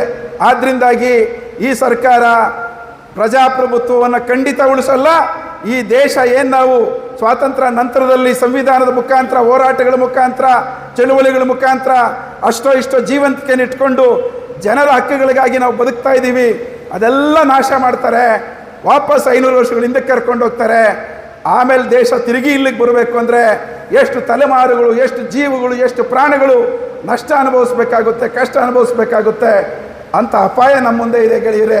ಆದ್ದರಿಂದ ನೀವು ತಿಳುವಳಿಕೆ ಇರುವಂಥ ವರ್ಕರ್ಸ್, ಇಂಡಸ್ಟ್ರಿಯಲ್ ವರ್ಕರ್ಸ್ ಇದ್ದೀರಿ, ಬೇರೆ ಬೇರೆ ವರ್ಕರ್ಸ್ ಇದ್ದೀರಿ. ನಿಮ್ಮ ಜವಾಬ್ದಾರಿ ದೊಡ್ಡದಿದೆ. ನೀವು ಇದನ್ನು ಅರ್ಥ ಮಾಡ್ಕೋಬೇಕು. ಏನೋ ಭಾಷಣ ಮಾಡಿದ್ರೆ ಕೇಳ್ಕೊಂಡು ಓದ್ವಿ ಅಂತಲ್ಲ, ಪ್ರಣಾಳಿಕೆ ಬಿಡುಗಡೆ ಮಾಡಿದ್ದೀವಿ, ಅದರಲ್ಲಿ ಸಾಕಷ್ಟು ವಿಚಾರಗಳಿದ್ದಾವೆ, ಓದಬೇಕು. ನಿಮ್ಮ ಮನೆಯಲ್ಲಿ ಗಂಡಸರಿದ್ರೆ ಗಂಡಸರು, ಹೆಂಗಸರಿದ್ರೆ ಹೆಂಗಸರು, ಅವ್ರ ಜೊತೆ ನೀವು ಚರ್ಚೆ ಮಾಡಬೇಕಿದನ್ನು. ಅವ್ರಿಗೆ ಹೇಳಬೇಕು ಯಾಕೆ ಮೋದಿ ಸರ್ಕಾರ ಸೋಲ್ಬೇಕು ಅನ್ನೋದನ್ನು ಅವ್ರಿಗೆ ವಿವರಿಸಬೇಕು. ಯಾಕೆಂದರೆ ಈ ಮತಧರ್ಮದ ಅಮಲು ಇದೆಯಲ್ಲ, ಯಾರು ಹೆಂಗೆ ಯೋಚನೆ ಮಾಡ್ತಿದ್ದಾರೆ ಅಂತೇಳಿ ಗೊತ್ತಾಗಲ್ಲ. ಅದಕ್ಕೆ ನೀವು ನಿಮ್ಮ ಮನೆಗಳಲ್ಲಿ ನಿಮ್ಮ ಸದಸ್ಯರು ಯಾರಿದ್ದಾರೆ ಅವ್ರಿಗೆ ಮನವರಿಕೆ ಮಾಡಬೇಕು. BJPಯನ್ನು ಕಡ್ಡಾಯವಾಗಿ ನಾವು ಸೋಲಿಸಬೇಕು ಅನ್ನೋ ರೀತಿಯಲ್ಲಿ ಅವ್ರಿಗೆ ಮನವರಿಕೆ ಮಾಡಬೇಕು. ಒಂದು. ಎರಡನೇದು, ನಿಮ್ಮ ಮನೆ ಪಕ್ಕದಲ್ಲಿ ಒಂದು 5 ಕುಟುಂಬಗಳಿಗೆ ನೀವು ಭೇಟಿ ಕೊಡ್ರಿ. ಒಬ್ಬೊಬ್ಬರು ಇಲ್ಲಿರೋರು 5 ಕುಟುಂಬಕ್ಕೆ ಕನಿಷ್ಠ ಭೇಟಿ ಕೊಡ್ರಿ. ಆ ಕುಟುಂಬಗಳ ಜೊತೆಯಲ್ಲಿ ಅರ್ಧ ಗಂಟೆ ಕೂತ್ಕೊಂಡು ಮಾತಾಡ್ರಿ. ಯಾಕೆ ಅಪಾಯ, ಏನು ಅಪಾಯ, ಏನು ತೊಂದರೆ, ಏನು ಮಾಡಿದ್ರು ಏನು ಮಾಡಲಿಲ್ಲ, ಇವರು ಏನು ಮೋಸ ಮಾಡ್ತಿದ್ದಾರೆ ವಿವರಿಸ್ರಿ ಅವರಿಗೆ. ಆದ್ದರಿಂದಾಗ ಅವರಲ್ಲಿ ಎಚ್ಚರಿಕೆ ತೊಗೊಂಬನ್ರಿ. ಯಾವುದೇ ಸಂದರ್ಭಕ್ಕೆ ಅವ್ರು BJPಗೆ ಓಟ್ ಹಾಕ್ಲಾರ್ದಂಗೆ ನೋಡ್ಕೊಳ್ಳೋಂಗೆ ಅವ್ರು ನೀವು ಕನ್ವಿನ್ಸ್ ಮಾಡಿ. ಇದು ಭಾಳ ಮುಖ್ಯವಾದ ಕೆಲಸ. ಇಲ್ಲಿ ಬಂದಿರೋ ಒಬ್ಬೊಬ್ಬರು ಕೂಡ ಆ ಕೆಲಸ ಮಾಡೋಕ್ಕೆ ಸಾಧ್ಯ ಆದರೆ ಭಾಳ ದೊಡ್ಡ ಕೆಲಸ ಆಗುತ್ತೆ. CITU ಕರ್ನಾಟಕ ರಾಜ್ಯದಲ್ಲಿ ಈ ವಿಧಾನ ಅನುಸರಿಸ್ತಾ ಇದೆ. ನಮ್ಮ 2.5 ಲಕ್ಷ ಸದಸ್ಯರು ಯಾರಿದ್ದಾರೆ ಇಡೀ ರಾಜ್ಯದಲ್ಲಿ, ಒಬ್ಬೊಬ್ಬರು ಕೂಡ 5 ರಿಂದ 10 ಜನ 10 ಕುಟುಂಬಗಳಿಗೆ ಹೋಗಿ ಇದನ್ನು ಭೇಟಿ ಮಾಡಬೇಕು, ಹೇಳ್ಬೇಕು ಅವರಿಗೆ ಅಂತ ನಾವು ತೀರ್ಮಾನ ಮಾಡಿದ್ದೀವಿ. ಆ ಮನವಿಯನ್ನು ನಿಮಗೂ ಮಾಡ್ತಾ ಇದ್ದೀವಿ. ನೀವು ದಯವಿಟ್ಟು ಸುಮ್ಮನೆ ಕೂರಬೇಡ್ರಿ, ಏನೋ ಕರೆದ್ರೂ ಓದುವೆ ಅಂತ ಅನ್ಕೋಬೇಡ್ರಿ. ಕ್ರಿಯಾಶೀಲರಾಗಿ ಪಕ್ಕದ ಮನೆಗಳಿಗೆ 10 ಮನೆಗಳಿಗೆ 5 ಮನೆಗಳಿಗೆ ಭೇಟಿ ಕೊಟ್ಟು ಕೆಲಸ ಮಾಡಿ. ಇದೊಂಥರ ಹೇಗೆ ಅಂತಂದರೆ, ಯುದ್ಧದ ಸಮಯದಲ್ಲಿ ನಿಮಗೆ ಆಪ್ಷನ್ಸ್ ಇರಲ್ಲ, ಅವಕಾಶಗಳು ಹೆಚ್ಚಿರಲ್ಲ. ಯುದ್ಧದಲ್ಲಿ ಇಲ್ಲ ಎದುರಿಸಬೇಕು ಇಲ್ಲ ಸೋತೋಗ್ಬೇಕು, ಎರಡೇ ದಾರಿ ಇರ್ತದೆ, ಮಧ್ಯದ ದಾರಿ ಇರಲ್ಲ ಯುದ್ಧದಲ್ಲಿ. ಈಗಿರುವಂಥ ಈ ಚುನಾವಣೆ ಭಾರತವನ್ನು ಉಳಿಸ್ಕೋಬೇಕಾ ಬೇಡವಾ ಅನ್ನುವಂಥ ಯುದ್ಧ ಇದು. ಭಾರತದ ಪ್ರಜಾಪ್ರಭುತ್ವವನ್ನು, ಸಂವಿಧಾನದ ಆಶಯಗಳನ್ನು, ಜನರ ಹಕ್ಕುಗಳನ್ನ ಉಳಿಸ್ಕೋಬೇಕಾ ಬೇಡವಾ ಅನ್ನುವಂಥ ಯುದ್ಧ ಇದು. ಈ ಗೆರೆ ಸ್ಪಷ್ಟ ಇದೆ. ಇಲ್ಲ ನೀವು ಆ ಕಡೆ ಇರಬೇಕು, ಇಲ್ಲ ಈ ಕಡೆ ಇರಬೇಕು, ಎರಡೇ ದಾರಿ.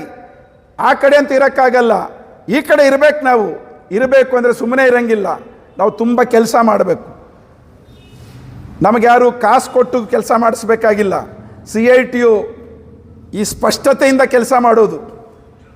ಕಾಸಿಗಾಗಿ ಚುನಾವಣೆ ಅಲ್ಲ ನಮ್ಮದು, ಜನರ ಬದುಕಿಗಾಗಿ ಚುನಾವಣೆ ಅಂತನ್ನೋರು ನಾವು. ಆದ್ದರಿಂದ ಈ ಕೆಲಸದಲ್ಲಿ ತೊಡಗಿಸ್ಕೋಬೇಕು. ಈ ಕ್ಷೇತ್ರದಲ್ಲಿ ಚಿಕ್ಕಬಳ್ಳಾಪುರ ಲೋಕಸಭಾ ಕ್ಷೇತ್ರದಲ್ಲಿ ನಾವು ಜನತೆಯ ಅಭ್ಯರ್ಥಿಯನ್ನು, ದುಡಿಮೆ ಮಾಡ್ತಕ್ಕಂಥ ಜನತೆ ಅಭ್ಯರ್ಥಿಯನ್ನು ನಿಲ್ಲಿಸಿದ್ದೀವಿ, ಅವ್ರಿಗೆ ಬೆಂಬಲ ಕೊಡ್ತಾ ಇದ್ದೀವಿ. ಮುನಿವೆಂಕಟಪ್ಪ MP ಅವರು CPM ಪಕ್ಷದ ಅಭ್ಯರ್ಥಿಯಾಗಿ ಚುನಾವಣೆಯಲ್ಲಿ ನಿಂತಿದ್ದಾರೆ. ಅವರು ಕೃಷಿ ಕೂಲಿಕಾರರ ಸಂಘಟನೆಯ ರಾಜ್ಯ ಉಪಾಧ್ಯಕ್ಷರವರು. ಅಂದರೆ ವ್ಯವಸಾಯದಲ್ಲಿ ಕೂಲಿ ಕೆಲಸ ಮಾಡುವಂಥ ಕೂಲಿಕಾರರಿದ್ದಾರಲ್ಲ, ಅವರನ್ನು ಸಂಘಟನೆ ಮಾಡುವಂಥ ಒಂದು ಅಖಿಲ ಭಾರತ ಸಂಘಟನೆ ಅದು. ಅದರ ರಾಜ್ಯ ಉಪಾಧ್ಯಕ್ಷರಾಗಿ ಅವರು ಕೆಲಸ ಮಾಡ್ತಾ ಇದ್ದಾರೆ. ಜನರ ಹಕ್ಕಿಗಾಗಿ ಕೆಲಸ ಮಾಡ್ತಿರುವಂಥ ಒಬ್ಬ ಅಭ್ಯರ್ಥಿ. ಅವರಿಗೆ ಈ ಕ್ಷೇತ್ರದಲ್ಲಿ ಬೆಂಬಲ ಕೊಡೋದಕ್ಕೆ ನೀವೆಲ್ಲ ಕೆಲಸ ಮಾಡಬೇಕು. ಹಾಗೆಯೇ ಬೇರೆ ಕ್ಷೇತ್ರಗಳಲ್ಲಿರ್ತಕ್ಕಂಥವರು, ಚಿಕ್ಕಬಳ್ಳಾಪುರ ಕ್ಷೇತ್ರ ಬಿಟ್ಟು ಹೊರಗಡೆ ಕ್ಷೇತ್ರಗಳಲ್ಲಿ ವಾಸ ಮಾಡ್ತಿರುವಂಥವರು BJP ಮತ್ತು JDS ಕೂಟವನ್ನು ಸೋಲಿಸುವಂಥ ರೀತಿಯಲ್ಲಿ ಯಾರು ಅಭ್ಯರ್ಥಿ ಇರ್ತಾರೆ, ಈ ಸದ್ಯಕ್ಕೆ ನಮ್ಮ ಕಣ್ಮುಂದೆ ಕಾಂಗ್ರೆಸ್ ಅಭ್ಯರ್ಥಿಗಳೇ ಕಾಣ್ತಿರೋದು, ಅವ್ರನ್ನ ಸೋಲಿಸ್ಲಿಕ್ಕೆ ಸಾಧ್ಯ ಇರೋದು. ಆದ್ದರಿಂದಾಗಿ ಅಂಥ ಕಡೆಗಳಲ್ಲಿ ಕಾಂಗ್ರೆಸ್ ಅಭ್ಯರ್ಥಿಗಳಿಗೆ ಬೆಂಬಲ ಕೊಡೋ ರೀತಿಯಲ್ಲಿ ನಾವು ಕೆಲಸ ಮಾಡಬೇಕು. ಆ ರೀತಿ ಮಾಡುವಾಗ ಒಂದು ಎಚ್ಚರಿಕೆಯನ್ನು ನಾವು ಇಟ್ಕೋಬೇಕು. BJPಯನ್ನು ಸೋಲಿಸಬೇಕು, ಕಾಂಗ್ರೆಸ್ಗೆ ನೀವು ಮತ ಕೊಡ್ರಿ ಅಂದರೆ ಜನ ಇಷ್ಟು ಸಾಧಾರಣವಾಗಿ ಇಷ್ಟಪಡಲ್ಲ. ಯಾಕಂದರೆ ಅವರೇನು ಒಳ್ಳೆಯವರ ಅಂತ ಕೇಳ್ತಾರೆ, ಅವರೇನು ಸಾಚಾನ ಅಂತ ಕೇಳ್ತಾರೆ. ಈ ಪ್ರಶ್ನೆಗಳು ನಿಮಗೆ ಬರ್ತದೆ. ಅವ್ರಿಗೆ ನಾವು ಹೇಳಬೇಕಾಗಿರೋದು ಇಷ್ಟೇ, ನೋಡ್ರಿ ಈಗ ಮುಳುಗ್ತಾ ಇದ್ದೀವಿ, ಮುಳುಗೋಗ್ತಾ ಇದ್ದೀವಿ. ಮುಳುಗೋಗೋವಾಗ ನಮ್ಗೆ ಯಾವುದೋ ಒಂದು ಮುಳ್ಳುಗಳಿರುವಂಥ ಒಂದು ಕಡ್ಡಿ ಸಿಕ್ಬಿಡ್ತು.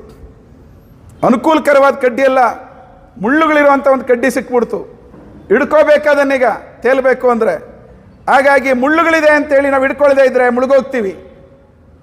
ಈಗ ಮುಳ್ಳುಗಳಿದೆ ಅಂತ ಗೊತ್ತು ನಮಗೆ, ಆದರೂ ಆ ಕಡ್ಡಿನ ಹಿಡ್ಕೊಳ್ತೀವಿ. ಯಾಕೆಂದರೆ ಫಸ್ಟ್ ನಾವು ತೇಲ್ಬೇಕೀಗ. ಆ ರೀತಿಯಲ್ಲೇ ನಮ್ಮ ಕಾಂಗ್ರೆಸ್ನ ಬೆಂಬಲ ಅಂತ ನೀವು ಅರ್ಥ ಮಾಡ್ಕೋಬೇಕು. ಕಾಂಗ್ರೆಸ್ಗೆ ಒಳ್ಳೆ ಪಾಲಿಸಿ ಇಟ್ಕೊಂಡಿದ್ದಾರೆ ಅನ್ನೋ ರೀತಿಯಲ್ಲಿ ನಾವು ಬೆಂಬಲ ಅಲ್ಲ. ಆದರೆ ಅವರಿಗೆ ಎಚ್ಚರಿಕೆಯನ್ನು ಕೊಡಬೇಕು ಈ ಮುಖಾಂತರ. ನೀವು ನಿಮ್ಮ ನೀತಿಗಳನ್ನ ಬದಲಾಯಿಸ್ಕೊಳ್ಳದೆ ಇದ್ದರೆ ಮುಂದೆ ನಿಮಗೂ ಇದೇ ಗತಿ ಇದೆ ಅನ್ನೋಂಥದ್ದು ನಾವು ಎಚ್ಚರಿಕೆ ಕೊಡಬೇಕು. ಆದರೆ ಈ ಸದ್ಯಕ್ಕೆ ಈ ಬ್ರಹ್ಮಾಂಡ ಅಪಾಯ ಏನಿದೆ, ಭಯಾನಕವಾದಂಥ ಪರಿಸ್ಥಿತಿ ಏನಿದೆ, ಮುಂದಕ್ಕೆ ಇವ್ರು ಗೆದ್ದರೆ ಅದನ್ನು ತಪ್ಪಿಸಲಿಕ್ಕಾಗಿ ಇವ್ರನ್ನ ಸೋಲಿಸಬೇಕು ಅನ್ನುವಂಥ ನಿಟ್ಟಿನಲ್ಲಿ ತಾವೆಲ್ಲರೂ ಕೂಡ ಕೆಲಸ ಮಾಡಬೇಕು ಅಂತೇಳಿ ಮನವಿ ಮಾಡ್ಕೊಂಡು ನನ್ನ ಮಾತು ಮುಗಿಸ್ತೇನೆ. ನಮಸ್ಕಾರ.